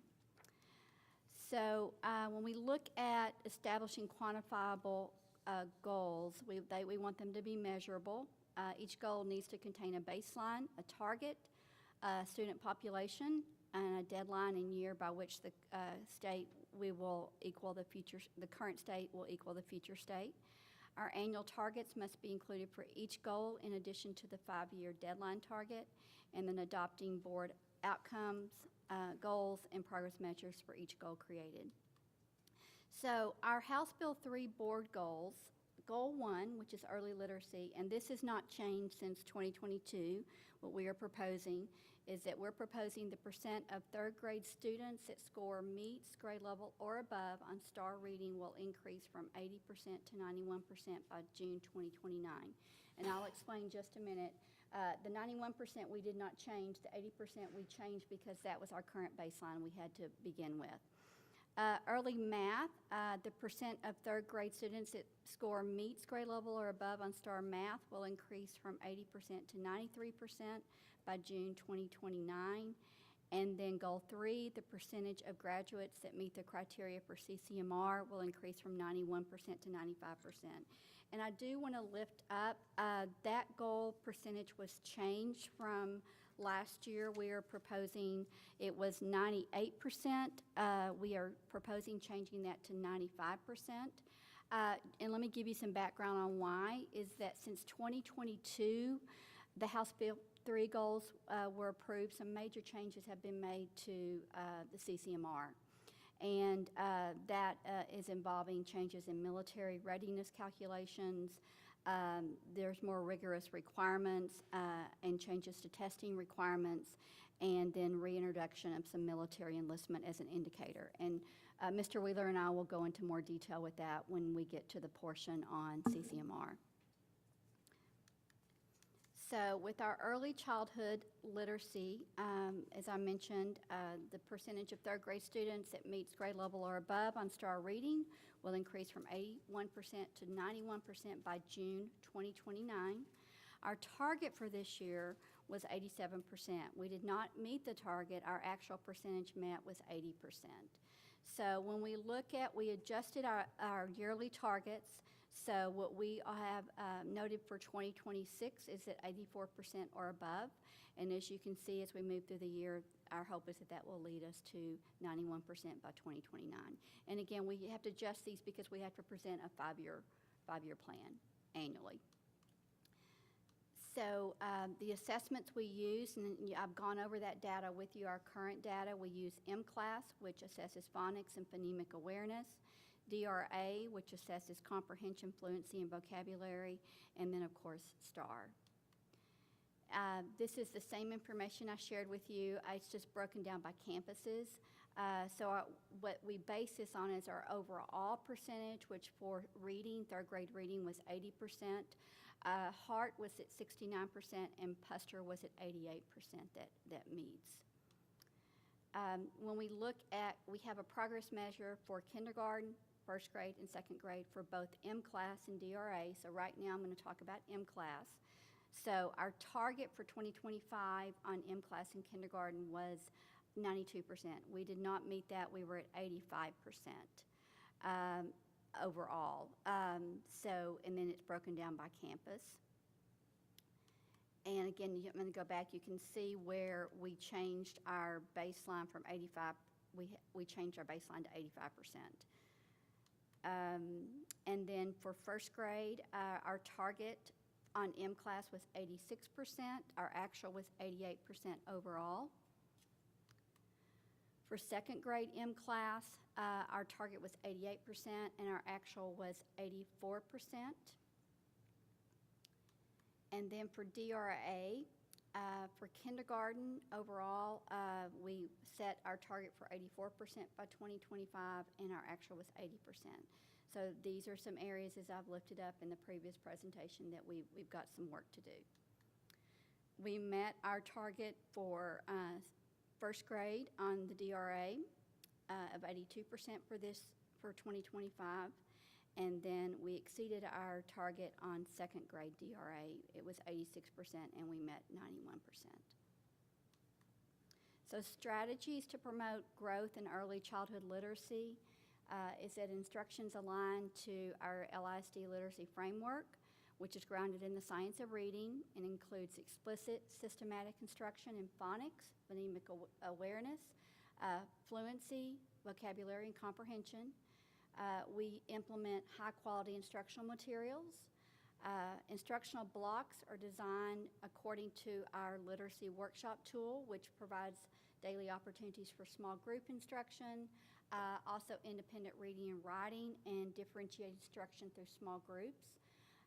We're committed to utilizing the LISD unit planning protocol and unit planning guides for rigorous standards instruction. Also ensuring that we are putting in some high-yield student engagement strategies, and I'm going to go back to the student learning behaviors. I'm going to reference that. That's why. So that we're ensuring writing's occurring, discourse is happening in the classroom with our students, collaboration and problem solving, and then we are monitoring on a high frequency of how our students are doing and adjusting. Also, as I alluded here, small group instruction, and we expect that our teachers are putting those small group instruction lessons in their daily lesson plans. So it becomes very targeted, and we know what students are being supported and the strategies and the goal for each student group. Using assessments to identify students who need Tier 2 instruction as well as Tier 3 interventions, offering intervention and extension supports. And we have also had those embedded into our unit planning guides. So every unit has where a teacher can access intervention resources and strategies to provide that support with their students. Professional development, which on both of these campuses, we have a full-time MTSS lead, and a big part of their job is supporting classroom teachers in building capacity and helping them problem solve to better respond to students. And we also utilize our Reading Language Arts Coordinator to support our campus teams, professional development, and we are engaging in some work with some what we call student-centered coaching that we are going to be training our administrators on, as well as our MTSS leads. And the difference in that type of coaching, the coaching is based on the student achievement data. So it's not based on maybe what a teacher, an area they want to grow in, they can still grow there, but we start with the student achievement data, and that drives the coaching strategy. And then, as I mentioned earlier, is hiring a part-time Tier 2 instructional tutor. So again, as I mentioned, I want you to hear from teachers on best practices. So I have 2 teachers from Puster tonight. And we're going to start with Miss Shelley Lander, who is a first grade teacher at Puster. And I believe Shelley had 100% of her students meet grade level on DRA and also on M-Class. So when I think about what we want to see going on in the classroom, Shelley exemplifies that. So I'm going to let her talk to you and share with you with what she does. Well, thank you. I'm going to state that I don't do anything that all of our teachers aren't doing in their classroom. I've just been doing this a really long time. So I think that also comes into play. But one of the things that I wanted to talk about before we get into some of the knit and grit is, to me, where success has to start is classroom culture. Our kids come in, we kind of think we have this same demographic. This is my 10th year here. Our demographic over the 10 years has changed. We have a lot more diversity in our district than we had before. And really building a community in your classroom, structures, routines is key before you can get to the instruction. So I think sometimes people think, why haven't you started this? It's the second week of school, or it's the third week of school. If you put the hard work in at the beginning and really build, this is how we do things, these are the expectations, you're gonna see the dividend later on. And our kids need to know that I have these high expectations of you, this is why we're here. I love you, but this is how we're going to behave, this is how we're going to act because we're here to learn. So that's one of the things that I think really can make or break a classroom, is what kind of culture you set up. I can say that the science of reading did change my approach to instruction and what I needed to do as a teacher for my kids to teach them how to read. The necessity for explicit phonics instruction and the opportunity to use those in words and sentences grew my students as readers and writers. Implementing structured literacy was key, and having a specific time for phonological awareness, which is all just about listening, and then phonics, which is about reading and writing, changed the game in my classroom. So knowing that, okay, my 48-year-old eyes can't really see that far, but the next one is just about data. As I listened to Lori talk, I think one of the things that's, unless you're doing this every day, that's really hard to understand is that the finish line is not stagnant. It's constantly moving. We think, oh, this is where I've got to get my kids. They're here, I've got to get them here. Well, oh, thank you. I appreciate it. But the problem is you do get them to that place, but now the finish line is somewhere else.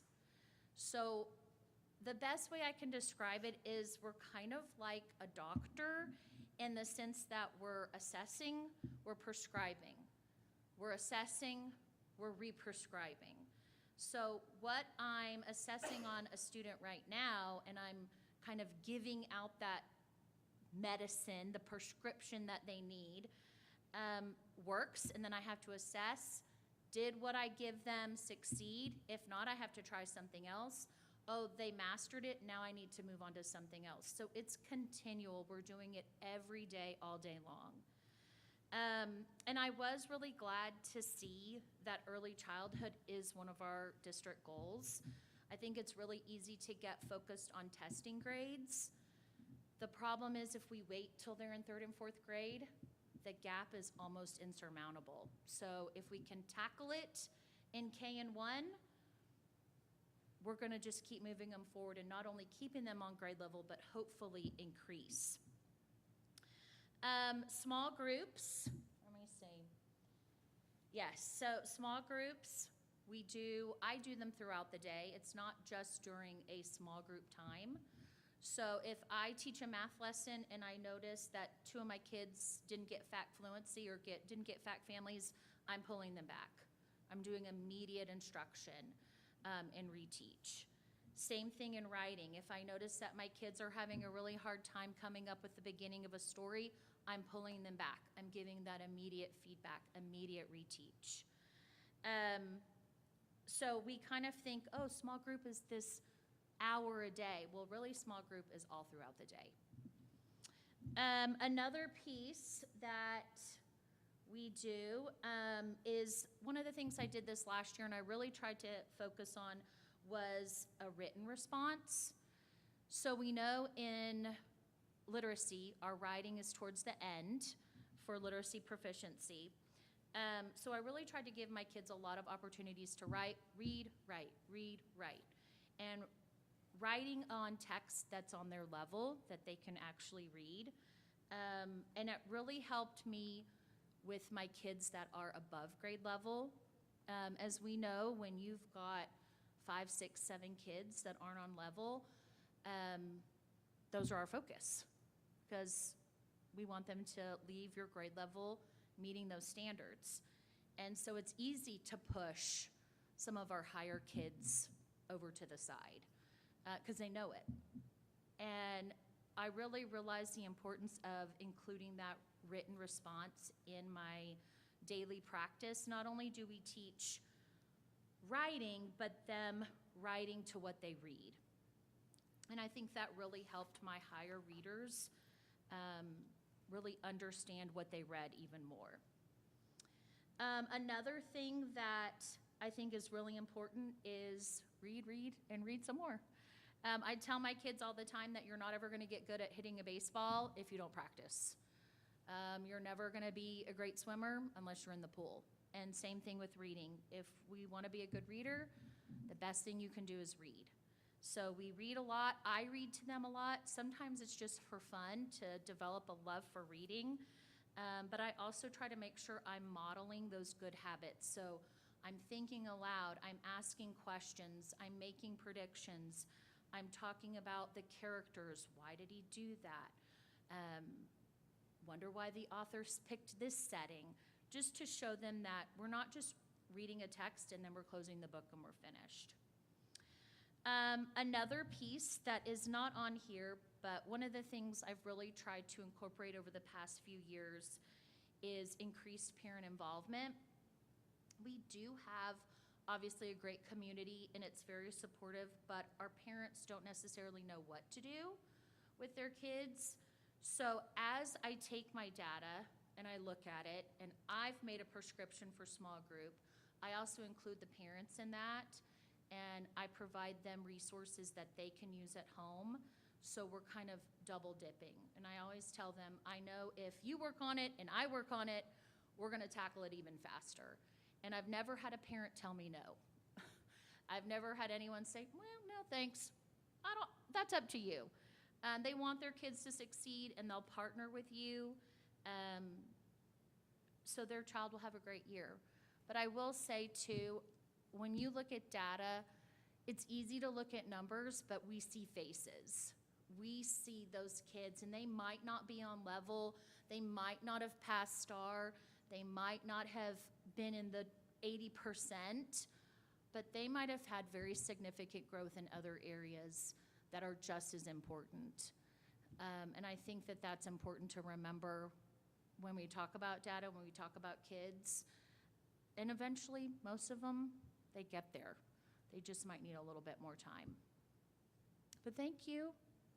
Well, and I want to lift up what Shelley said about it's a constant diagnosis of how our kids are doing. And that's when we talk about how we're assessing, whether it's a written assessment or it's an observation or we're just listening to a student read, that constant adjusting. And I would say 9 times out of 10 when I'm in Shelley's room, she is at small group.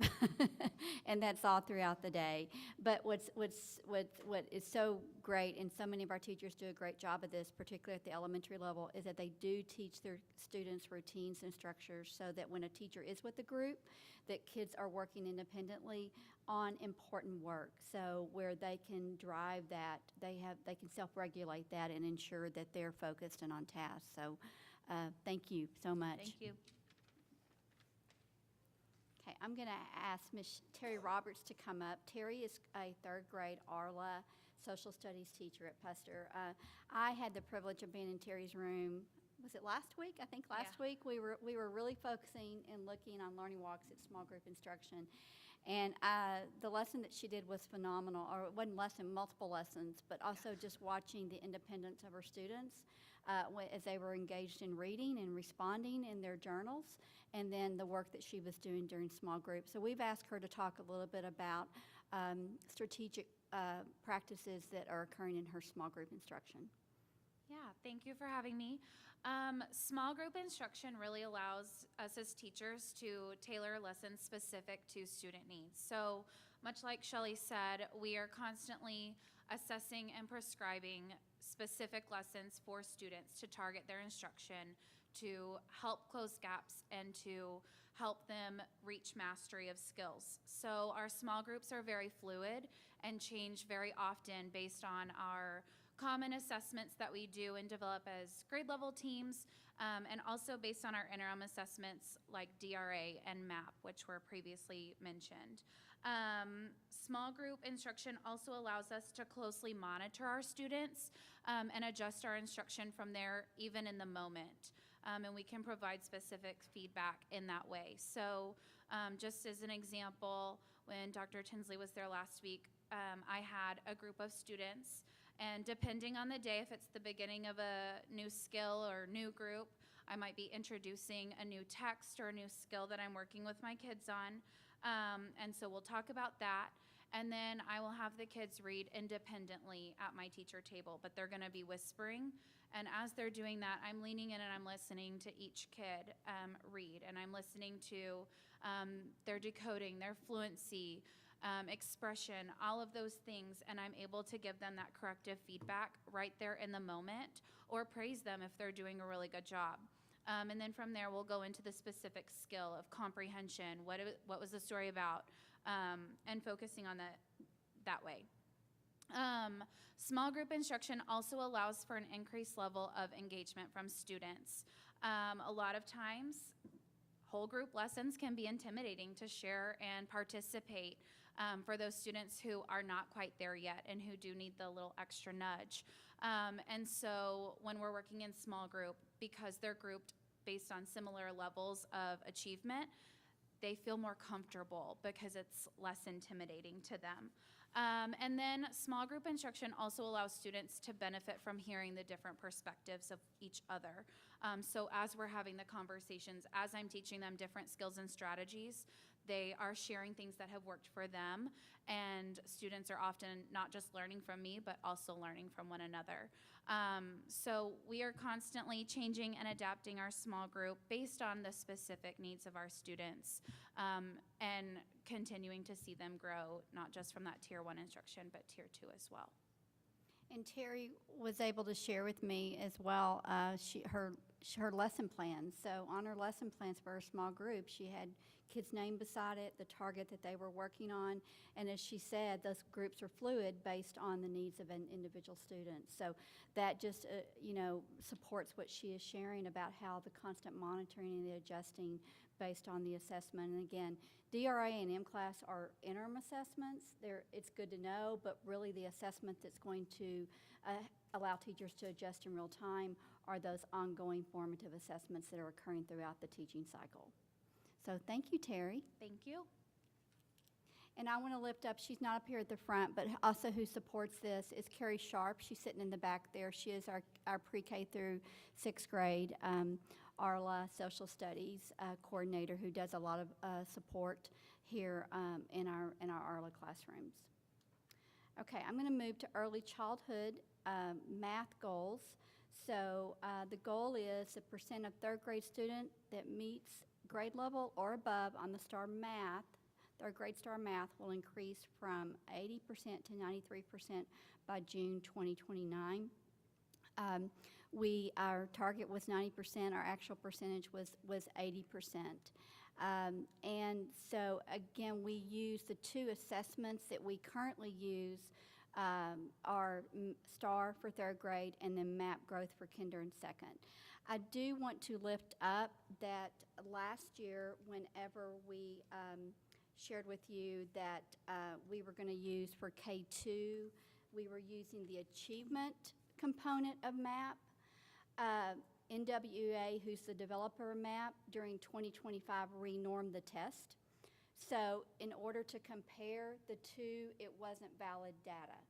So what we are recommending is that we use the growth measure of MAP versus the achievement measure. So moving forward, our targets for kinder through 2nd grade will be based on the MAP, where we're shooting for students to meet the 50th percentile or higher on K through 2 MAP.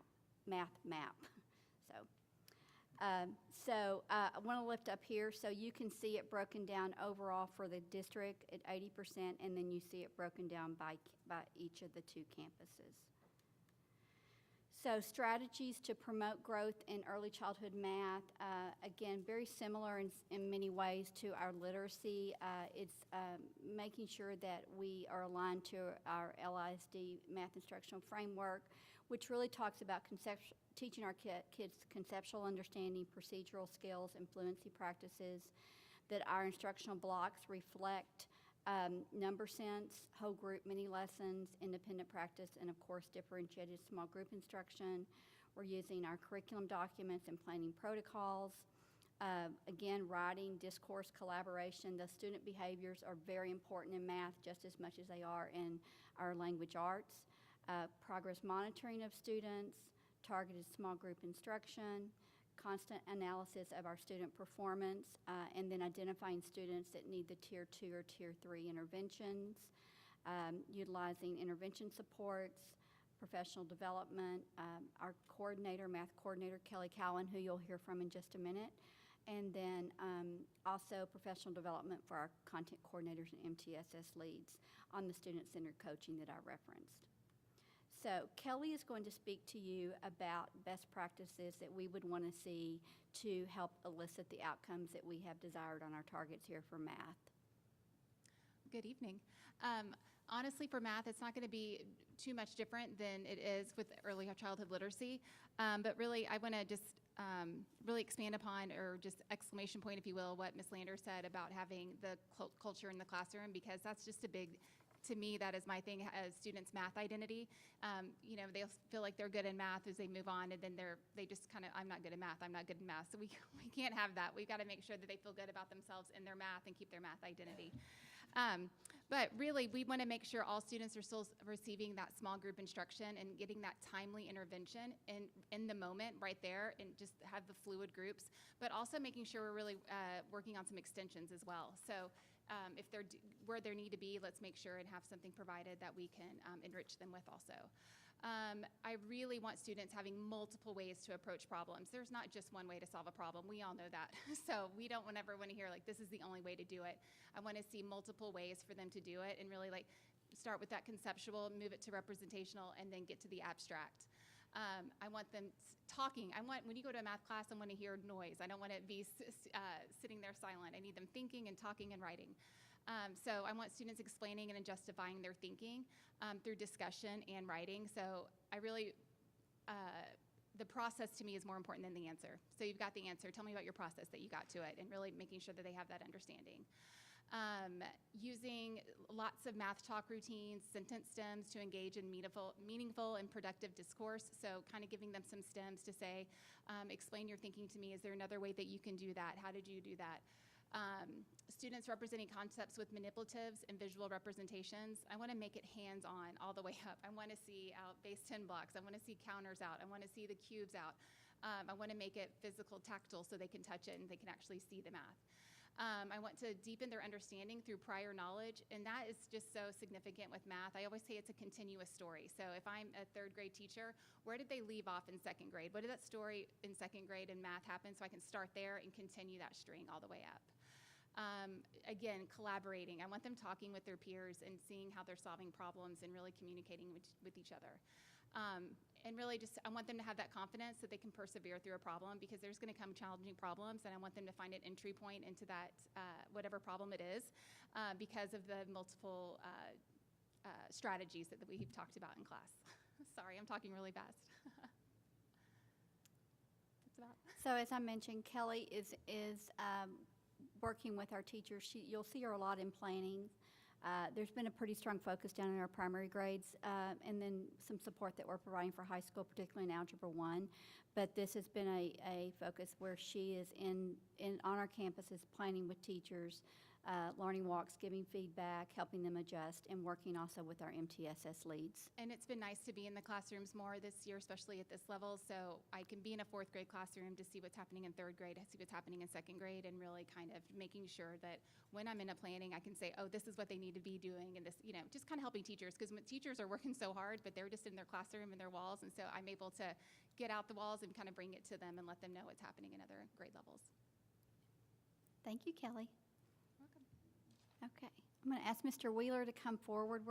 We are going to co-present on this one on CCMR.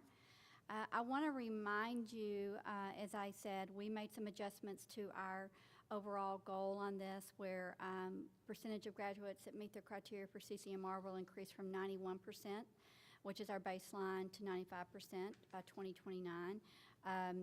We did not meet the target, but I want to remind you, this is lagging data. This is 23-24 data. And we'll talk a little bit why it's lagging data in just a moment. So we've adjusted our yearly targets for the goals for each year. So we are shooting for 2026 to increase that to 92% or more. So we are measured on 3 areas. One of those areas is the Texas Success Initiative, which is based on language arts and math, and that is your SAT, your ACT, your TSI assessments. And where we, and Justin will talk about it in just a moment, where we have seen some areas to focus on is our SAT math. And keeping in mind that it's important that we're constantly spiraling that because by the time the age of the students that they take that, those are skills that they were taught in prior grades. So if we're not purposely bringing that back and spiraling it, they may not do as well on that SAT math test. Some things to think about. We've had some changes in our double block math. In prior years, we were double blocked in Algebra 1, Geometry, and Algebra 2. We've got a much more robust tracking system now for CCMR, and that's not uncommon with surrounding districts. I think when some changes were made with CCMR, districts looked at what were their tracking system to ensure that we were making sure our students met their CCMR criteria. So Justin did a great job last year working with Mrs. Mullins and his team on putting in a tracking system so we're not missing students. So, and then the state made some changes to TSIA, which is the test that most of our students are not going to take because most students are going to take SAT or ACT. So these are generally some of our students that don't meet the eligibility for college readiness on SAT and ACT. So those are, and the passing rate just across the state is pretty low on your TSIA. So we want to try to get them in that SAT, ACT performance. So Justin, you want to weigh in on this one? Sure. One thing I'd like to emphasize, it is the 2023-2024 data. So last year we talked a lot about how we've integrated a lot of the SAT released questions. We are intentional in our curriculum planning guides, especially in the math area, on like questions and implementing those questions there. So that work was done last school year. So since this data is a year behind, we don't have last year's data to present on. I do anticipate that we'll see growth both based on those changes, and we'll continue that work. So some areas that we're working on in order to increase those scores. As I mentioned, utilizing the LASD curriculum resource system to ensure that implementation of the guaranteed and viable curriculum, but also drawing intentionality to those SAT, ACT questions. Embed college and career readiness standards in grade 7 and 11, or through 11, English language arts. So that's, as I said, really bringing some of that intentionality. And Dr. Tinsley mentioned that some of our students that are taking the SAT, most of those questions are coming from math classes that they took maybe their 8th grade year, because there's a lot of algebra on there. There's a lot of some geometry on there. But we find that there's not a ton of calculus in some of those classes that our kids are taking at that level. So we had our teachers do a deep dive into the data. And one of the outcomes of that, and this was in September, one of the outcomes was kind of a surprise. I think there was an impression that our students are taking the SAT and receiving incredible scores, and that all of our students are meeting that TSI criteria. So when our teachers, and I've had a lot of conversations with our teachers that did that, when they saw that score of a 71%, there was a real aha moment of, okay, so then that brought a lot of intentionality back to it. When we talk intervention and extension, that's going to come through our teachers as they track priority standards and track the work their kids are doing in class and build those intervention groups out. Utilizing a systematic, and I discussed that, utilizing intervention and extension supports in those unit planning guides. So our teachers are building out intentionally a spot for intervention. So based on common formative assessments, where do those students need those targeted interventions? And then conducting collaborative data meetings with district and campus administrators, and that's what I was speaking to that we did earlier this year, and provide district and campus professional learning opportunities to raise awareness and provide support. We did have a training over the summer that was GT and AP focused, and a lot of the SAT topics came up in that training as well. Did I miss anything there, Dr. Tinsley? No, and that is some of what Justin is referring to, that some of the work with the Baylor Center for Gifted and Talent Development, they came and did some work with our secondary teachers on, and it is for the college readiness, and talked about the importance of some of the strategies with some of these college entrance exams that we can make some adjustments to for our learners. Yeah, and we also talked about making available more SAT prep style classes, making it available to more students. We do have SAT programs, and we pool data, and I don't know if you want me to go into the data I pulled. Sure. Is it okay? On how many kids are taking advantage of that. Currently, we have 17 students that are enrolled in that SAT prep class, and 23 students in our PSAT prep class, which is great that students are getting involved, but we're having conversations now on how do we get more students. Maybe we open it up to a Saturday of here's a crash course on what you need to know for the SAT.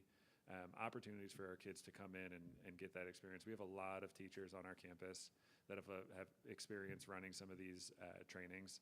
So really talking about how can we leverage that and make sure we get more students the information they need. Thank you. So the metrics here are SAT driven. Is there no ACT component? Sorry, I keep saying SAT. Yes, there is an ACT component. Yes, that's correct. I know that, at least in my household, the discussion's been focused on ACT, not as much on SAT. Okay. And so the performance there was such that his focus on SAT was almost nothing. Is that a factor in this circumstance? No, so it's ACT, SAT, or the TSIA assessment. So most of our students will hit it through that SAT measure, which is why our focus has been heavily on the SAT. That's good feedback though on the ACT. And that's something we should probably look at.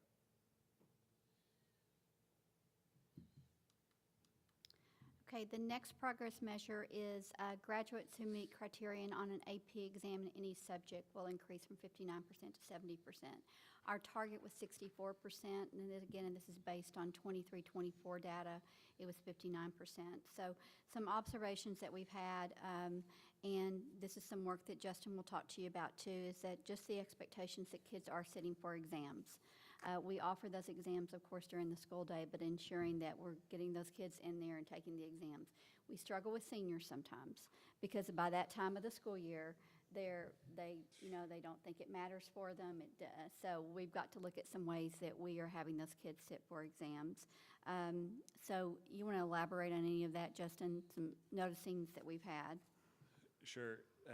We looked at some of the areas where, and we look at the national norm, the success rate, and we were looking for trends on which areas, which AP classes should we be spending most of our time on to improve those scores, and where can we focus our time on.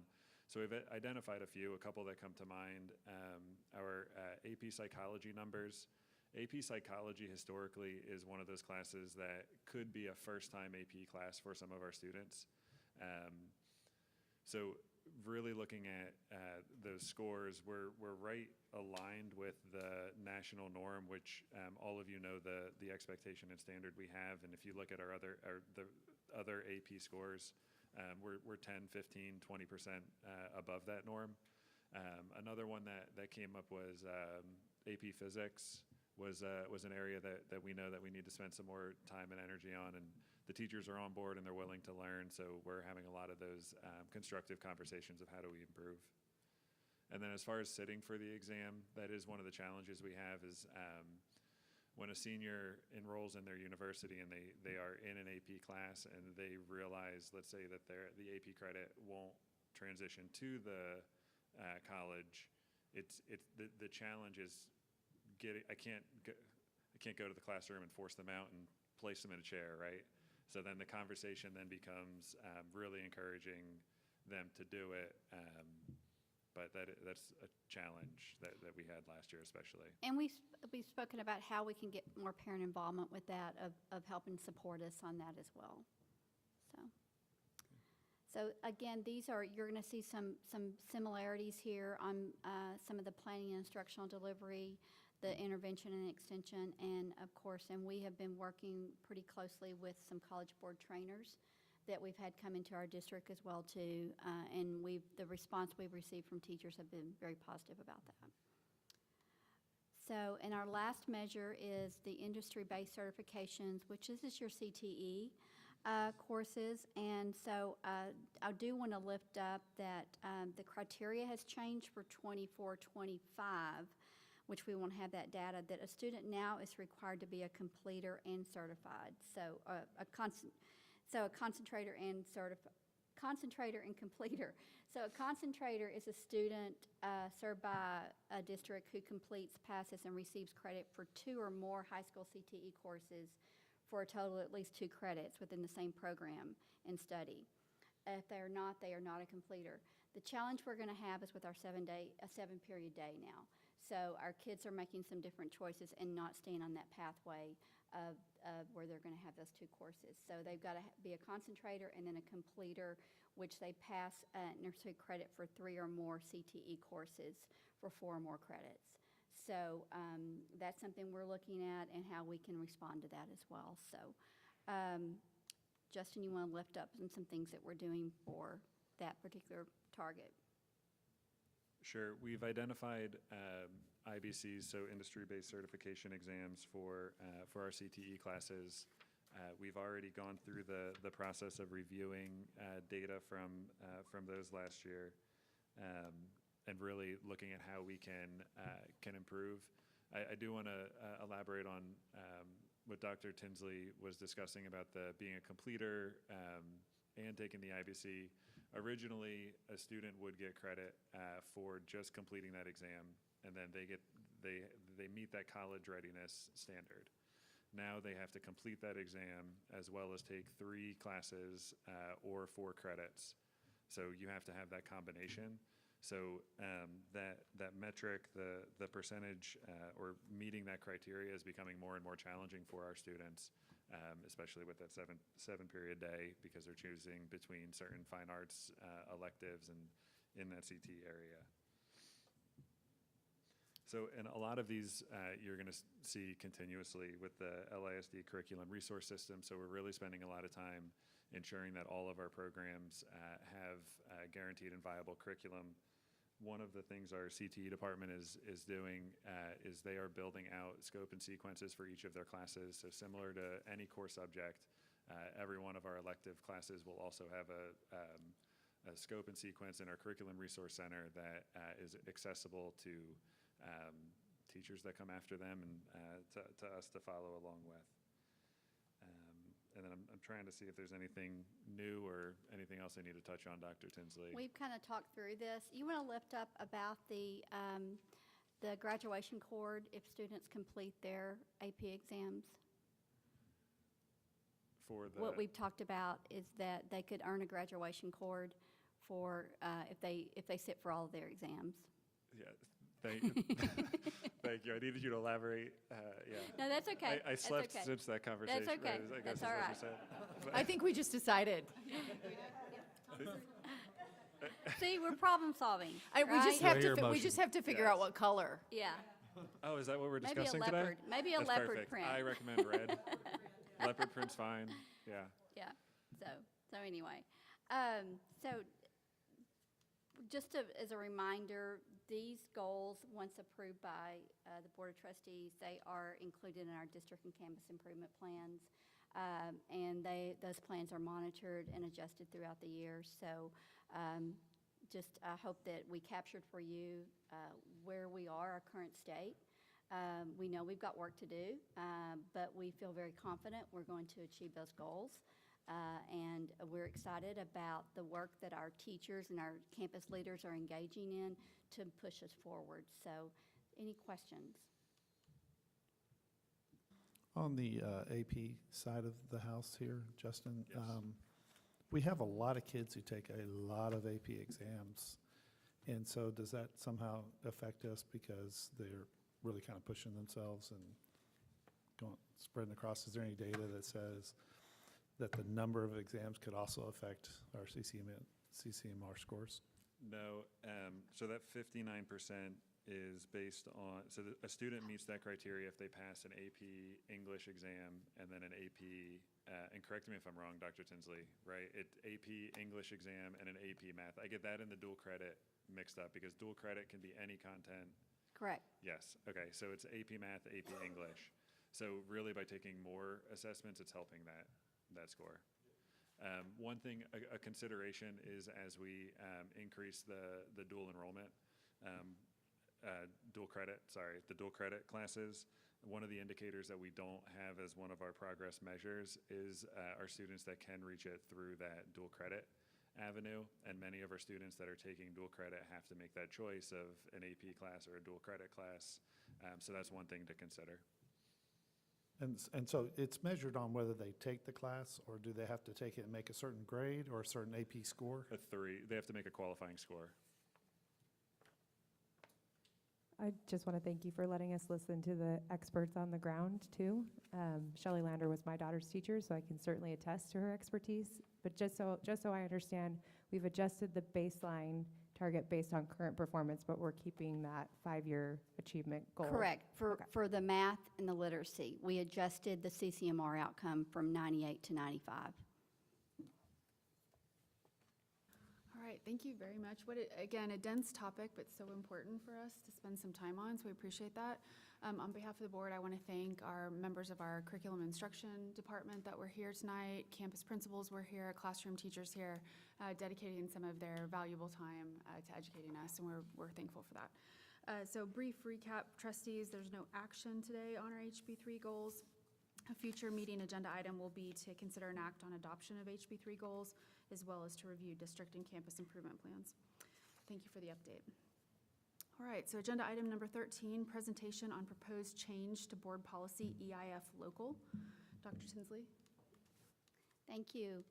So we want to bring to your attention on current board policy EIF local.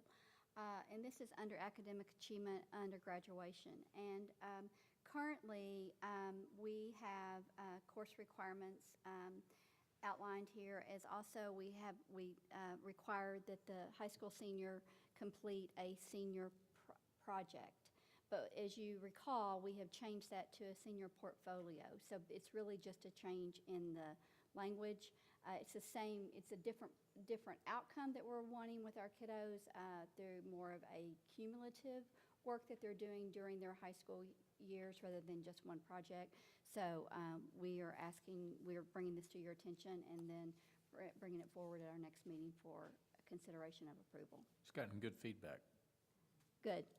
Well, our teachers, we're doing some additional training on the platform, the Bulb platform, which we're hoping our students are going to see benefits with that beyond high school, and it will be a resource they can use in higher ed and beyond high school. All right, so just a one-word change there, just to make sure that we're reflecting current practice. Any additional questions, trustees? All right, fantastic. So we will add that to a future meeting agenda item to consider act on this proposed change to board policy. So board, as we come to the end of our workshop tonight, we have a board organizational item. Agenda item 14 is to consider an act on board liaison to Leadership Lovejoy. Trustees, as you know, the district hosts an annual Leadership Lovejoy cohort, which is designed to give parents and community members a comprehensive behind-the-scenes look at our school district through workshops hosted by our district leadership team. By educating participants, we hope to build a knowledgeable and engaged community network. So this is both communicating with and engaging with our community is both a district and board priority. And under our board operating procedures, section 7.8, the board recognizes a standing liaison role to Leadership Lovejoy to be reviewed by the board at least annually. So as the district is now accepting applications for the 25-26 Leadership Lovejoy cohort, it is also time for the board to name who we would like to represent us in a liaison role. So I will open up the floor for discussion and nominations. If Marvin wants to do it again, I move that he be allowed to do so. Second. Marvin was the liaison when I was in Leadership Lovejoy, but I know it's a heavy lift, so if you want some help, I'm happy to help with the spring meetings. I can't make the fall ones. I would love the help. Not because I move that they don't- both share responsibilities. It's that not they that I have don't love so- doing it, it's that it's, I've done it for the last several years, probably since I've been on the board, and it's a unique opportunity, and someone else wants to do it. I'm very happy, and thank you, Aubrey. I'll take you up on that. So it sounds like the motion that should come forward is to name Mr. Bobo for the fall and Ms. Stock for the spring. May I have that motion, please? So moved. And a second, please. Second. I have a motion and a second. All those in favor? Aye. Opposed? All right, motion carries. Congratulations. Moving on to agenda item 15, superintendent announcements. Ms. Cordell. Thank you. I wanted to extend my heartfelt gratitude to all those involved in the First Responders Breakfast. So we last week, in partnership with the Safety and Security team and the Lovejoy High School administration team, hosted the second annual First Responders Breakfast, and it was a wonderful event. We were so proud to have city officials representing Allen, Lucas, and Fairview, members of the Allen PD, Fairview PD, the Lucas Fire Department, the Fairview Fire Department, Collin County Sheriff's Department, Collin County Constable's Office, the FBI, and the Texas DPS. And this has become an annual event, and what is really neat is the different members of these agencies, they will come in and we get to reconnect and talk with them about what's going on in their organization, what we can do to keep our schools safer, our kids safer, our staff safer, what improvements we need to get in place, what collaboration needs to happen. And then I love to watch them network. They'll say, hey, I need to catch up with so-and-so, and I knew they'd be here today. And so to be the networking hub for these individuals is quite to the advantage of Lovejoy ISD. And so grateful to our wonderful school marshal team, wonderful safety and security team, and high school team for prioritizing these partnerships that keep all of our stakeholders safer. And thank you to our Board of Trustees for having representatives there. It was a great event. Thank you very much. As we close our meeting tonight, I do have a few items to share. So first, the Board of Trustees and our district leadership team are planning to continue our tradition of community coffee talks. This is a dedicated time for parents and community members to connect with board members and our superintendent in an informal setting to ask questions or give feedback. This year, we are experimenting to adjust both our schedule and our format slightly. So in terms of the schedule, we will be hosting 2 community coffee talks per year instead of the 4. And the reason is to focus on making each session more meaningful and also better attended. And also because we want to be respectful and balance time from our district administration, who will also be hosting Bond Implementation Committee and Lovejoy 2030 Strategic Planning Committee meetings that are all going to be occurring at roughly the same time. And in terms of format, we will not just have open time for questions, which we will still have, but we will also be bringing forward additional updates and information to share with you at that time. If any of our scheduled coffee talk times don't work for your family's schedule, please remember that you can reach out to any member of the board or the superintendent's office at any time. Our fall semester coffee talk will be on September 30th. It will be in this room here at the LCDC library at 5 p.m. We will be bringing forward legislative updates, and we'll be fielding questions on how recent legislative changes have been implemented here in Lovejoy.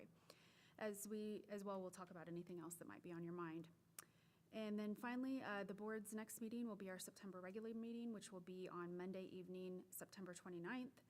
And just to reiterate from our first agenda item this evening, tomorrow is North Texas Giving Day. And so we certainly would encourage our community's support of the Lovejoy Foundation for Lovejoy Schools. And so with that,